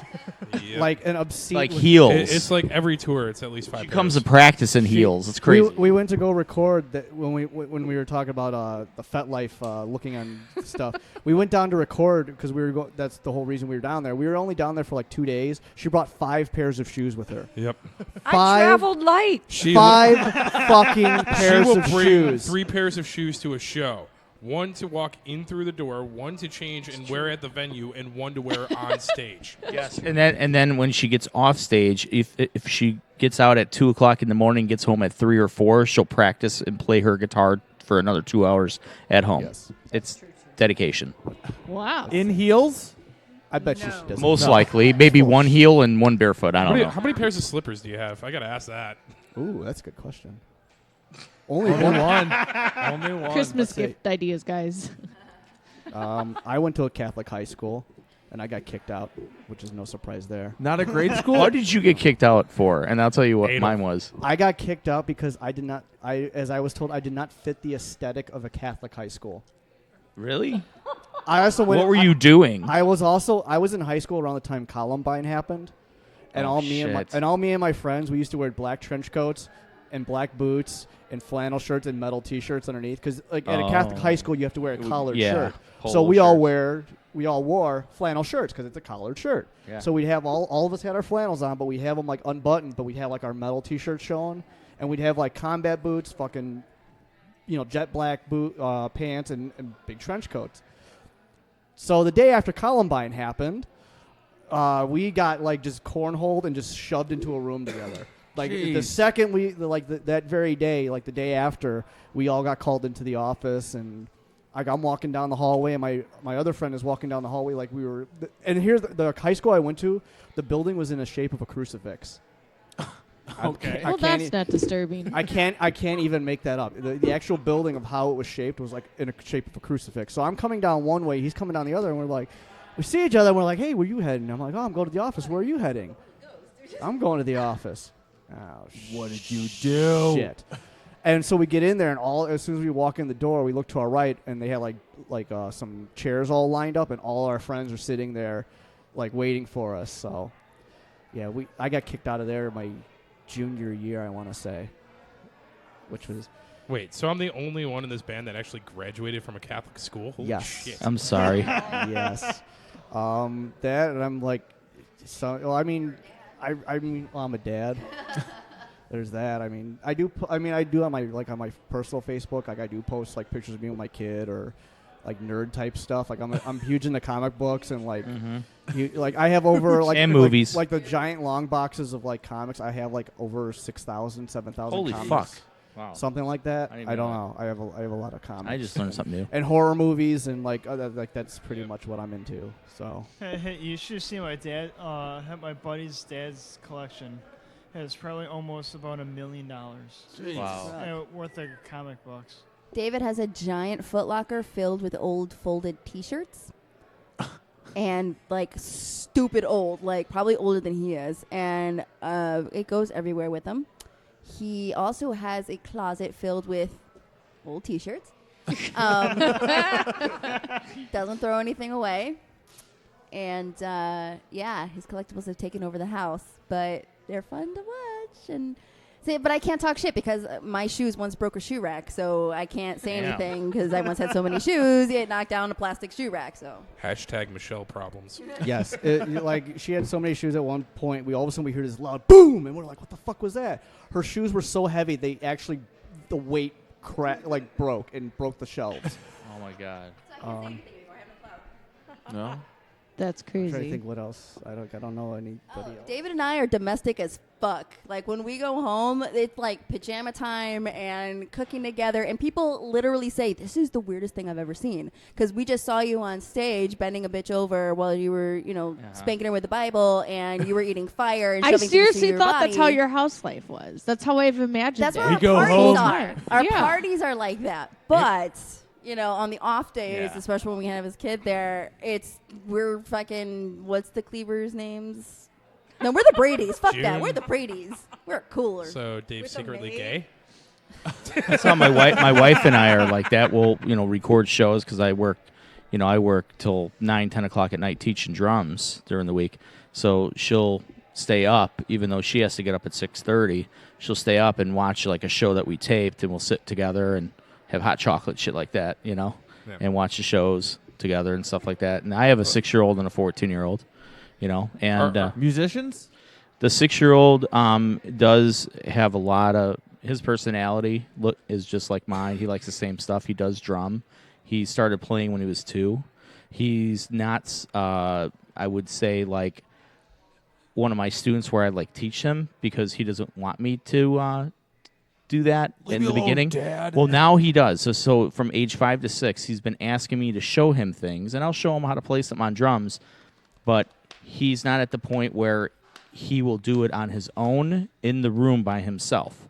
He wants me to be in the room with him, and I won't do that because nobody was there when I was in my scary basement at 5, 6. Where I had a light above my drums, and I went down to practice, and I hear the furnace kick on, and it's in a dark area, and I'm like, oh, shit, what is that? And I'm playing the drums. I'm looking over. Oh, there's not a monster there. And I'm looking at my drums, and I keep practicing. Nobody was there for me, and he has this beautiful lit-up basement with drums everywhere and speakers everywhere, and he won't do it by himself down there. So we're going to move a drum set into a room upstairs. We just separated him from his brother's room, so they have their separate rooms now. And we're going to probably put some drums in his room, and he said he'll do that if it's in his bedroom. So we'll try. But if I have to start sitting down there with him, then I will. But I'm trying to get him to do it on his own. If he does that, I'll teach him everything I know. But yeah, hopefully he'll carry on the torch, Oh, yeah. And I have every Jackson 5 album there ever was. That's something that nobody knows. So you never told David why you were kicked out of school. This was supposed to be a share. So in 7th grade, halfway through 7th grade, I was sitting in the back row of class, and we had a nun teaching, and she was writing on the chalkboard, and my friend Jason, different Jason, was sitting next to me, And I said, Jay, hey, check this out. I cracked a crayon in half. I stood up. I whipped the crayon at the chalkboard, hits the chalkboard, and everybody laughs. The nun freaks out, turns around, who did that? And nobody said anything. And then she went back to writing on the chalkboard. I said, hey, Jay, I got the other half. Watch this. I stood up. I threw that motherfucker as hard as I can. And that thing, like, my aim was off. I hit her right in the back of the fucking beanie. Hit her right in the head, hard, dude. This nun, she was old, and she turned around and was so pissed, and said, "Who did that now?" And nobody said nothing. And she's like, "Nobody's going home until somebody confesses." So we're all sitting there. We used to get out of school at like 2:30, and it's now like 3 o'clock. We're all still sitting there, and my friends, like my good friends, were like, "Dude, I'm gonna beat your ass if you don't say something. I want to go home." And I'm like, right here. And I got sent to the office. I thought it was all done. I usually would meet up with friends after school at the park. And, I'm like 12, 13. And I went to the park, and I would go home by 5 for dinner. And I went home. And when I went home, it was like walking the Green Mile. I walked in my house. There was my mom, my dad, the principal, and the teacher, all sitting in the front room waiting for my demise with coffee, all with rollers, chatting. And I'm walking in, and I was just like, oh, shit. And I got expelled. I got expelled that right there. You got in my living room. Expelled for throwing a crayon? Well, you should said, aren't you guys here's the about thing. forgiveness Here's and the shit? thing. Here's the thing. They were sending me to like a social worker because I was like a class clown and out of hand. I was just a bad. So this was the I last was a bad. straw. I was just a bad kid, man. can't I was even imagine. an altar boy, if you can believe that. I was an altar boy. I got up on that one. I was an altar boy. I made money on that. You were out of hand. Shit. I'm still kind of out of hand, but not really. But anyway, like so I said, aren't they about forgiveness and shit? Shouldn't they have forgiven you and like made not you like when do you hit Hail Mary not or when you something? hit a nun physically with a crayon, dude. They crucified Jesus and he It says doesn't to forgive matter, them? dude. It doesn't matter. So I got kicked out. So I got kicked out, and I went to a public school. That was fine with me because I had more friends at the public school that I hung out with than at the Catholic school.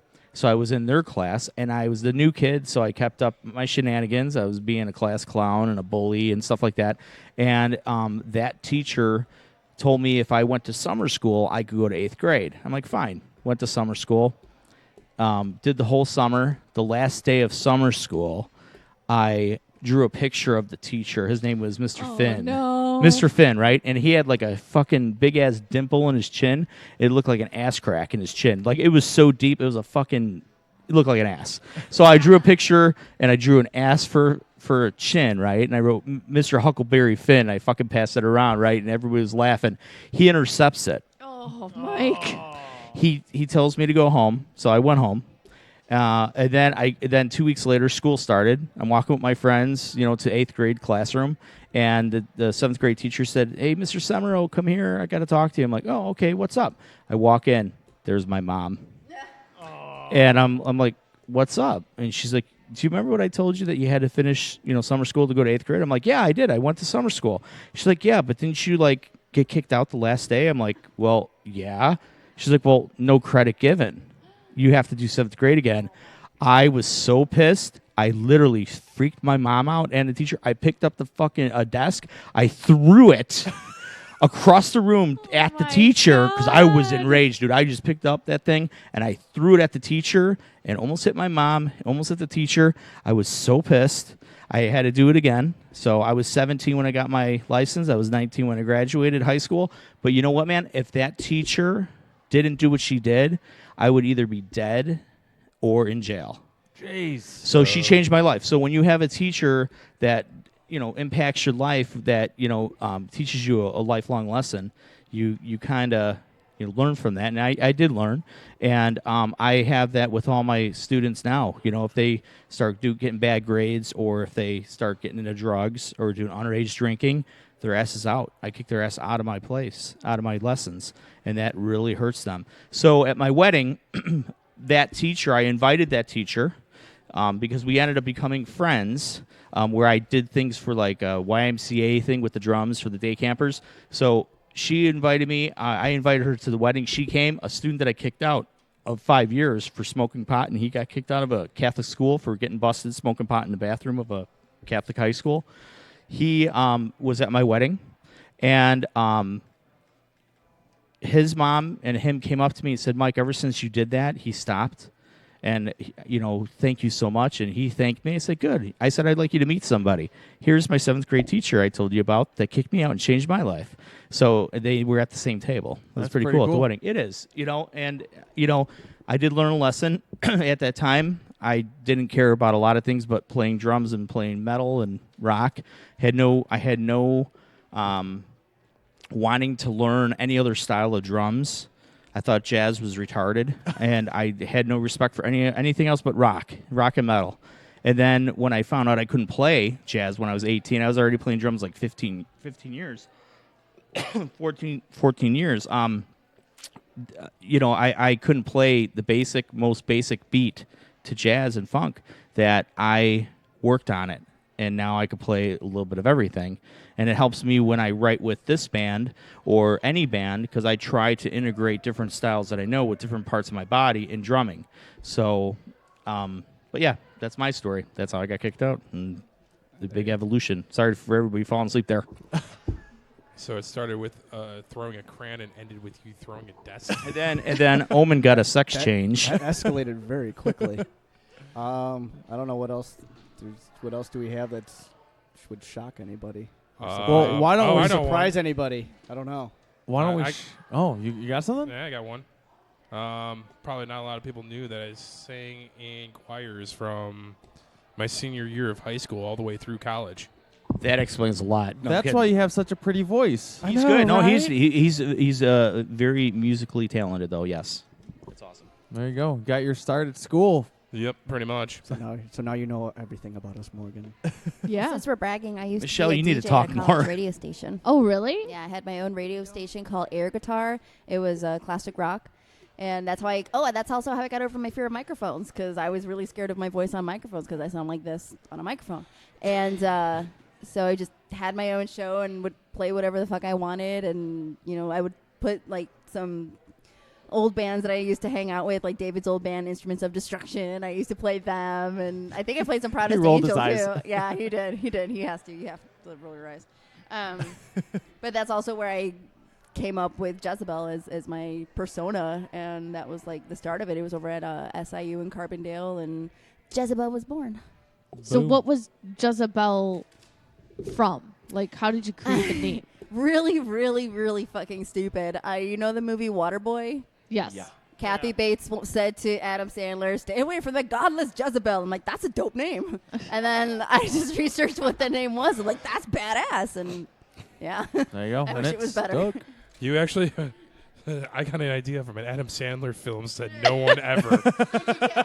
Especially with your type of genre background, it's not at all. I My thought it was going to be some weird horror obligata. film, but Waterboy wins. There we go. Foosball. And Michelle, I was going to ask you before we get into the next song, what type of musical background do you have? Oh, here we go. And what bands did you play in before you joined Sinister Fate? Is this like what you were used to playing? You got a story longer than mine, I bet. I do. Well, if we're just talking about bands, I was in a horror metal band. Well, it wasn't a metal band, but a horror band before Sinister Fate. But the band only played one show total in its entire history, and I was in it. What was the band name? The Plasmata. Yeah, the band was around for like 10-something years.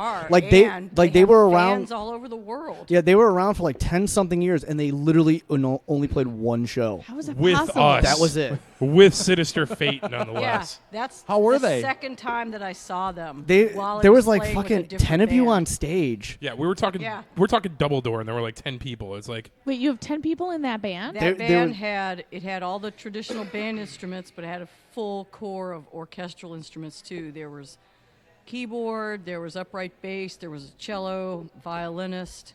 Oh, nice. Another percussionist. Wonder why you only played one show. there was a torchbearer for Christ's Yeah, sake. we practicing for that one thing. It was. I can't even believe he got the whole band together for practices that many times. It was really amazing. There was one thing that I always laughed about. It was like they even had one chick who carried like a lantern.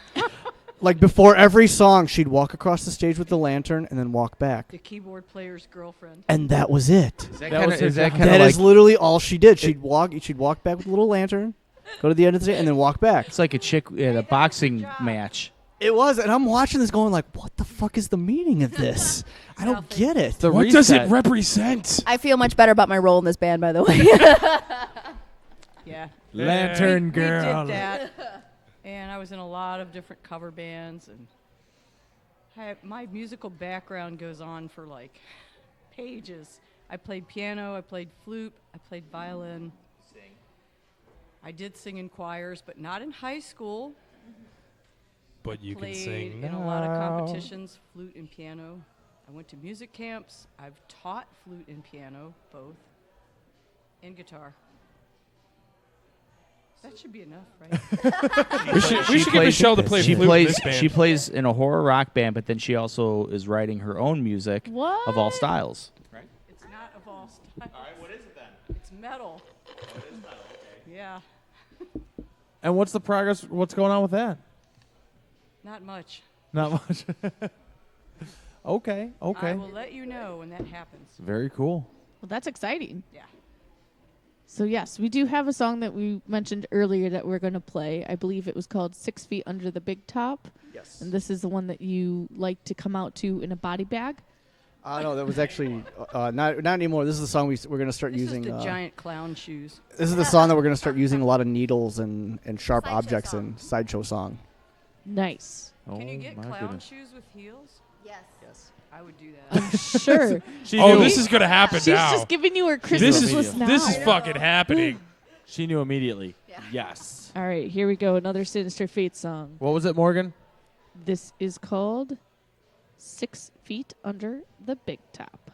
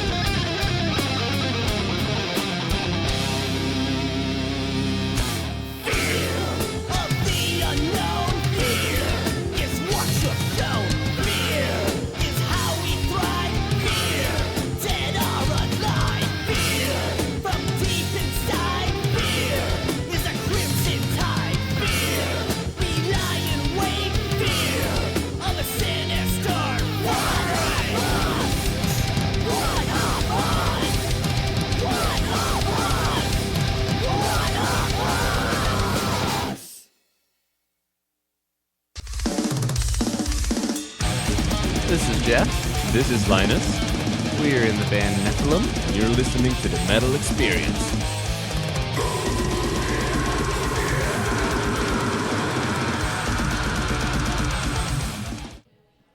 Woo! All right, we just heard 6 Feet Under the Big Top by Sinister Fate on the Metal Experience, and that's off their brand new CD, Blood Pact. When did Blood Pact actually come out? It was last September we put it out. Okay. So still the newest CD. Yes. And Morgan, it's about that time. It is. Set that Here we shit go. up. Now it's time for Hey man, look what I found! Only on the Metal Experience.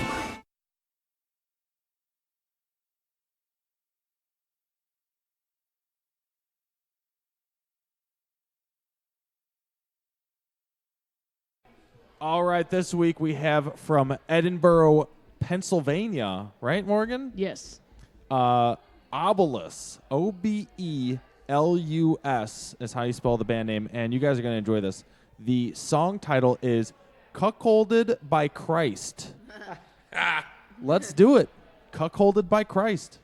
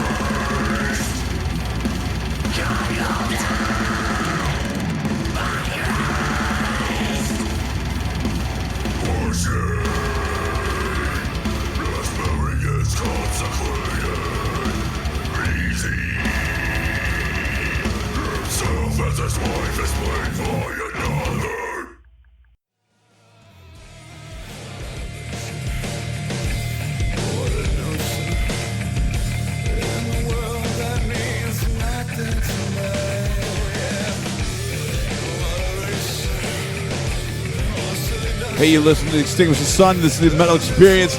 Fucking tear it up.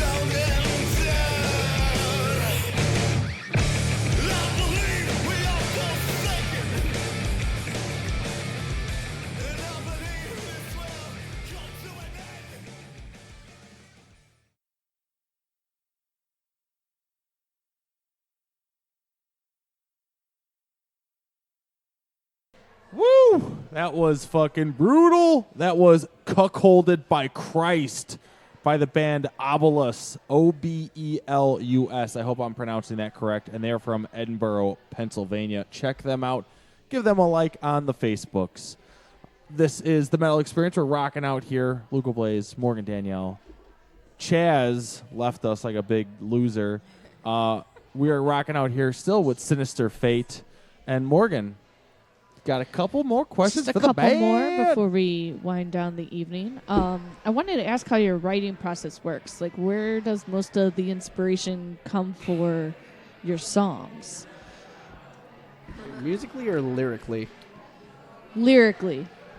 Lyrically, a lot of it, a lot of it does come from horror movies. Just a lot of the horror movies I've always grown up watching. And then a lot of it has to do with like some religious overtones to it, of stuff of that nature. Like Fetish is like the song Fetish off of Hellbound is based off of like just indulgence and stuff of that nature. Just like, you know, it's song's Fetish. What was it? What was the website? Fetlife.com. Fetlife.com. You got. We officially need sponsorship because of how many times we just dropped their name. Yeah. You've learned some new fetishes, written some songs.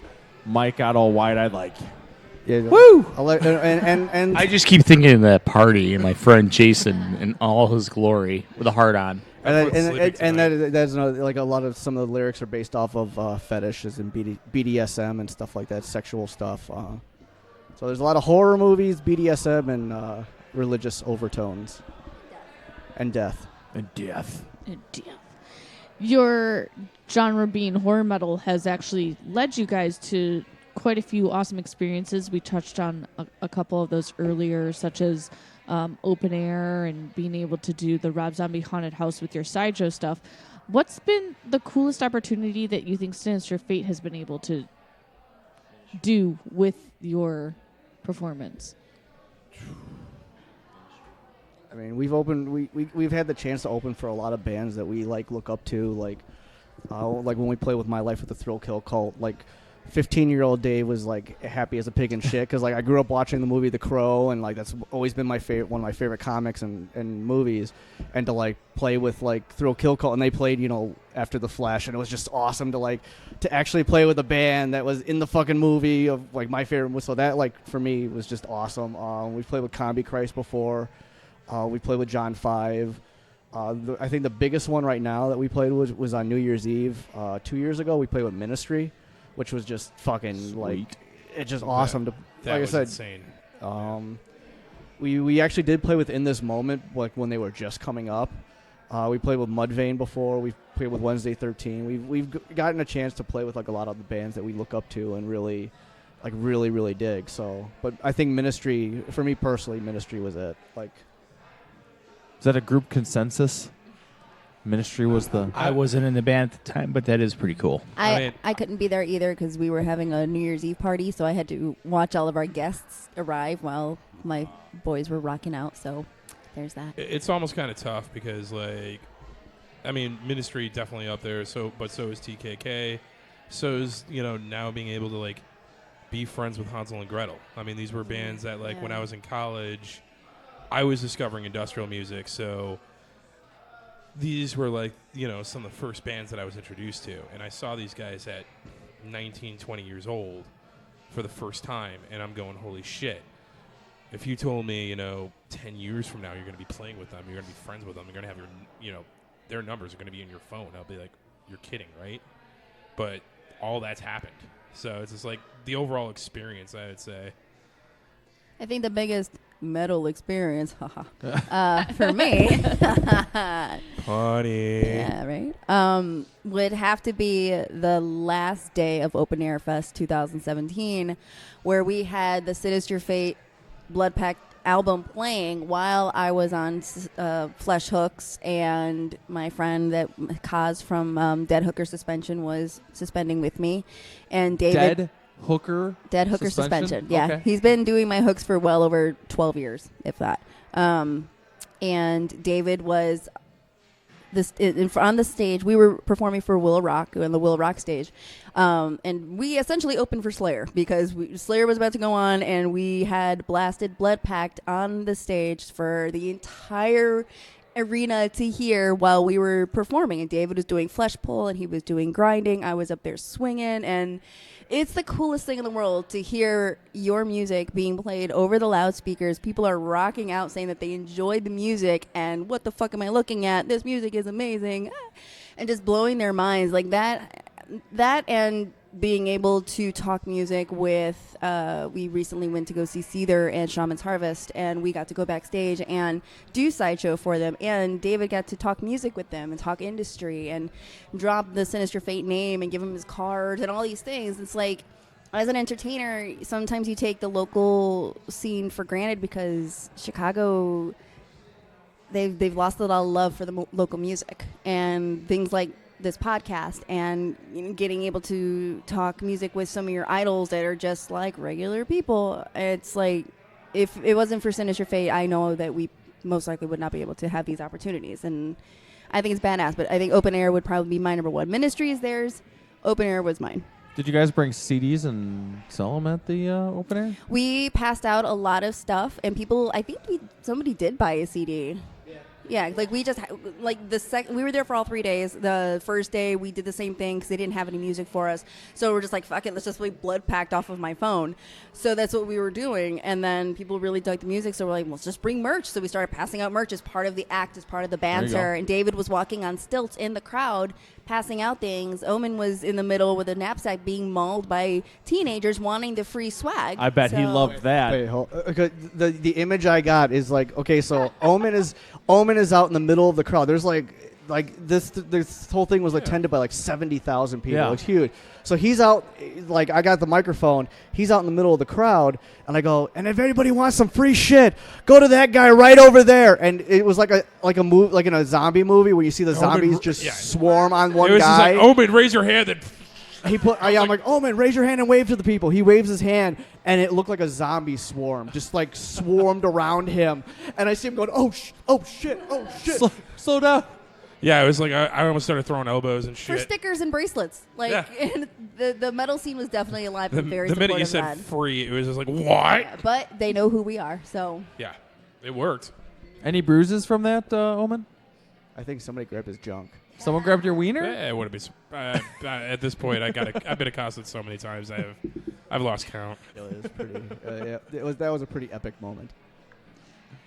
So what's next? What's the plan for? What does 2018? 2018 and beyond. Like what's the ultimate goal for Sinister Fate? World domination. World domination. It's a great goal. And a puppy.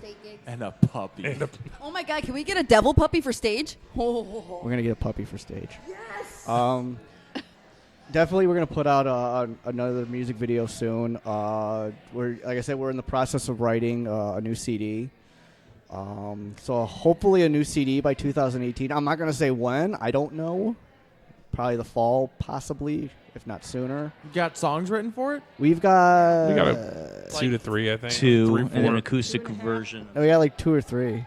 So we're just like little by little just writing everything right now. Probably more touring, go out of state a little bit more, do some bigger shows. That's pretty much it. I don't know if the goal is to really be, quote unquote signed. I mean, because really nowadays labels don't really do shit for you anymore. It's all politics. It's all I know a couple of bands that have like deals, but it's basically distribution, and that's it. Yeah. Which and they have to pay it back. And yeah, it's just ridiculous. Well, here's the thing: is like the label gives them distribution. It doesn't pay to have any promotion done or anything. All the promotion comes on the band. Which, if you look at that in that sense, it's like, okay, so if the band can't afford to promote their album, what's the point of having a CD in Best Buy if nobody knows it's there? Or who you or are. who you even are. Like I know a couple of bands that have had where they have to pay out of pocket to be like in Revolver magazine and shit like that, and the only thing the label did was get them distribution. They're sure their shit was in Best Buy, but yeah, I didn't know it was until like I stumbling across it by accident or something like it's that, and that's where the getting signed is right now. It's just, we can get you distribution. It's like, all right, but what else? Are you gonna put us on tour? Are you gonna promote us? Are you gonna do anything with us at all? And it's just distribution. That's it. I can do that. Anybody can do that. Like there's this awesome site called DistroKid that we signed up for, and it was like, I think it was like $20, and they put all our music on iTunes, Google Play, Amazon, YouTube. Like they did all the work for us for fucking $20. So it's like, okay, I just paid $20 to have all our shit put on every possible site, a digital site that you can buy our music on. What can you do for us now? Yeah. Like, I mean, it's like you can, and we have the physical CDs too. We get those printed at this one company, and they're dirt cheap for us to get printed, basically. So then a record label would basically have gone in, or your distribution paid $20 to this to put it on all those, and then be like, feasibly they could do that, and we wouldn't have a fucking and then clue. charge us $100 for it, and then charge us $100 or even more. I mean, yeah, exactly. We were adding another hand into the pot. That's doing really nothing. But then we want like 90% ownership of your music also on top of that. Yeah, give me your firstborn child. Fuck you. I've heard stories from two bands that I know that are big, and the first album had to go like double platinum before they saw any money. So they did touring with Ozfest. They would get an allowance of $100, and that's the thing. And live in real quick, Mike. That's Winnebago. the thing is like a lot of people, like a lot of the bands that were on second stage at Ozfest, they had to pay to be on this tour. They had to pay thousands of dollars just to be on that tour. So like some people would be like, oh wow, it's so cool seeing these bands on Ozfest, not realizing that they weren't booked on the show. They weren't put onto that tour to be on the tour. No, you had to buy your spot. Yep. They were bought in. You had to buy in, and like pay to play. And it's how it is locally too. Most of the time now it's pay to play. It sucks, but that's how it is. And like when these big bands, you think you're on tour with Ozzy and you're going around the world, and you're a signed band with a major label, and you're only getting $100 a member to use as spending money per week or whatever, because everything is paid for as far as sleeping, eating, it's all catered. And then you get $100. So if you're playing in Japan and you want to buy a souvenir and it's $50 here, and then you're out your $100 in the first 2 days, that's it. You don't get any money, and you're working your ass off playing on tour for like 2 years before you start seeing any money. So it's not what everybody thinks. And even getting endorsements, like some of these big bands, still have to pay. It's not free. You'll get like a 70% discount, but you're still paying. The big bands don't get free stuff either. So it's a misconception. Just so you know. Really? Yep.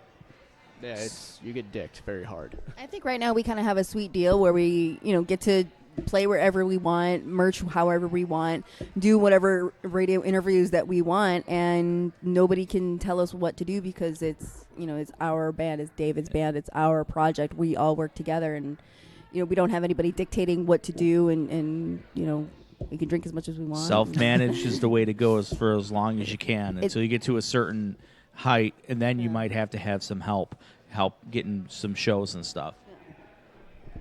Although we have had ex-band members who tried to like dictate certain things, like they didn't want to, like certain band members didn't want us to take out the burlesque that we have in the show, like because their girlfriend wasn't comfortable with them being on stage. It's like, dude, you're not fucking the chick.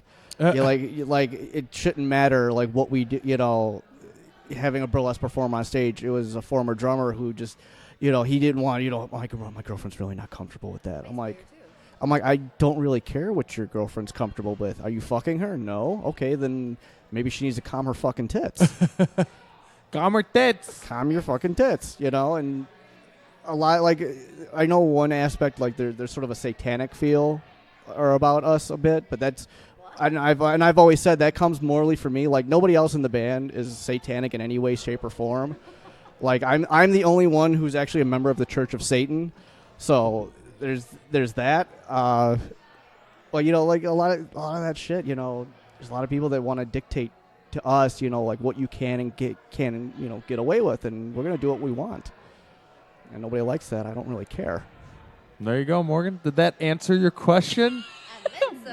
Well, I mean, That I answer your guess. question, Morgan? I guess. She guesses. If we're offensive, get tougher skin. Don't be a pussy. And if we haven't offended Put you needles yet, through just your wait. cheeks, Morgan. Yeah. Needles and cheeks. Right through her dimple. That's not a dimple. It's a scar. It probably would move in pretty easy. Ugh. Well, wrapping up 2017, this is the last show for us. We are taking a couple weeks off because of the holidays. The day after holidays. Christmas and the day after New Year's, we are not doing shows. So January 9th will be the first show back at Fitz's Beer Keys. Once again, we're going on our third year of being here, 2018. And January 9th is the first show with the Guardsmen.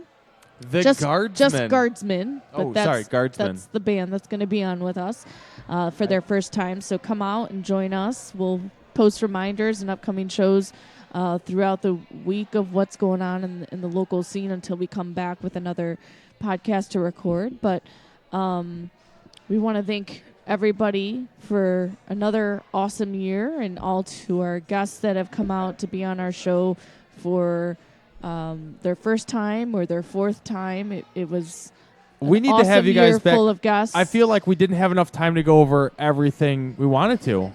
I mean, there was just so much that we discussed in such a short amount of time. But I know there's more that's going to come up after time, and I mean, we've seen you guys for 6 years now. So When the new when CD, the new comes, CD comes out, come back out. We'll play we'll the have new CD. More questions, we promise. I'm excited because that'll be the first CD that I'm drumming on. I We can't might have wait. a new drummer by then. No, kidding. Actually, that can happen. That can happen. Oh, He doesn't my like us making fun of him. That's okay. Oh my goodness! Well, we have one more track to go out the end of the night with. But before we do that, I just want a quick announcement. Check out Starkill, $1 Billion Man. They opened the set. They did those Christmas covers. Opened the show tonight. They did the Christmas covers. And check out Obelisk, who our unsigned band pick of the week was from Edinburgh, Pennsylvania. And then where can everyone find everything that is Sinister Fate on the Information Superhighway? FetLife.com. FetLife.com. We're on SinisterFate.com. We are on Facebook. We are on Instagram. We are on Snap. We are on Twitter. We are on iTunes, Google Play, Amazon, YouTube. If you Google Sinister Fate, do we come up? Yeah, basically, if you Google our name, like everything comes up. Like we're on so many different sites. Like there's no way you can't Google our name and not find us. We've even stolen other people's Snapchats. We got this one thing called Drift and Die.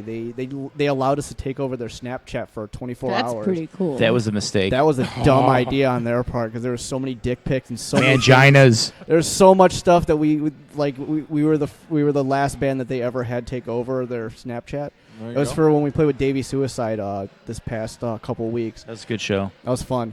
And so like they were like, we want you to take it over for 24 hours and just do whatever you want. I'm like, whatever we want? The goat. I'm like, really? Like, are you sure about that? Really? Anything we want. Okay. All right. So we're on every form of media you can find us. We're still even on fucking MySpace. Nice. We are still on MySpace. Has it been updated? Oh, hell no. I have no idea. I don't even know what's on there anymore. Probably not. I'll be surprised. That's probably 5 drummers ago. I'll be surprised if I'm on that MySpace page. Also, can we bring back MySpace? Because Facebook is turning into a bunch of pussies, and they keep reporting everything. So let's bring back MySpace, guys. That way we can actually put our music on the actual page, and people just gotta click on it and just. I liked the media player on the MySpace Right, me pages too. more than anything. And your top friends, so people can try to Yeah. be nicer to you, Yeah. so that they can be on your top I friends. changed those at least like every couple. Oh weeks. yes, totally. And if your significant other was not the first one, there was problems. Oh yeah, there was problems with the relationship. Move you to 2. What did you do? Yeah, and Mike, for your lessons, where can everybody find information on those? ChicagoDrumLessons.com. And then what about for all the sideshow acts and getting to hire you guys? You could just go to Jezebel.com. It's Jezzibel. Don't go to the way the Bible spells it. It'll send you probably someplace else. The hell. Picture of Dave has a mangina. Yeah, mangina. He does a good tuck. He's always like, in or out. I'm like, Put the lotion in the basket. But that's where there's a contact thingy where you could just email me. You could book me and David and Will, and Stupid Human Tricks will travel, basically. So Nice. Well, we can't wait for the new release when it comes out, but we'll still enjoy the old releases until then. What is the last track that you guys bring tonight to share? And check out all the music videos on the YouTube. Yes, we'll the post YouTube those is throughout the week as well. Sinister Fate Official. Sinister Fate Official. The last track, I believe, is called Decay. And what is this track about? It's about suicide. That's pretty. I wrote that in a very, very dark place. So, yeah, that's pretty much what. Yeah, I wrote that just in a very fucked up mind frame. So that's what that song's about. Fun stuff. Well, this is the last track of 2017. Here is Decay by Sinister Fate. We will see you January 9th for an all-new show with Guardsmen. Good night. Happy New Year. Merry Christmas. All those fun holiday stuff. And Hail Satan. Thanks, guys, for coming out for your first time. Moist. Moist.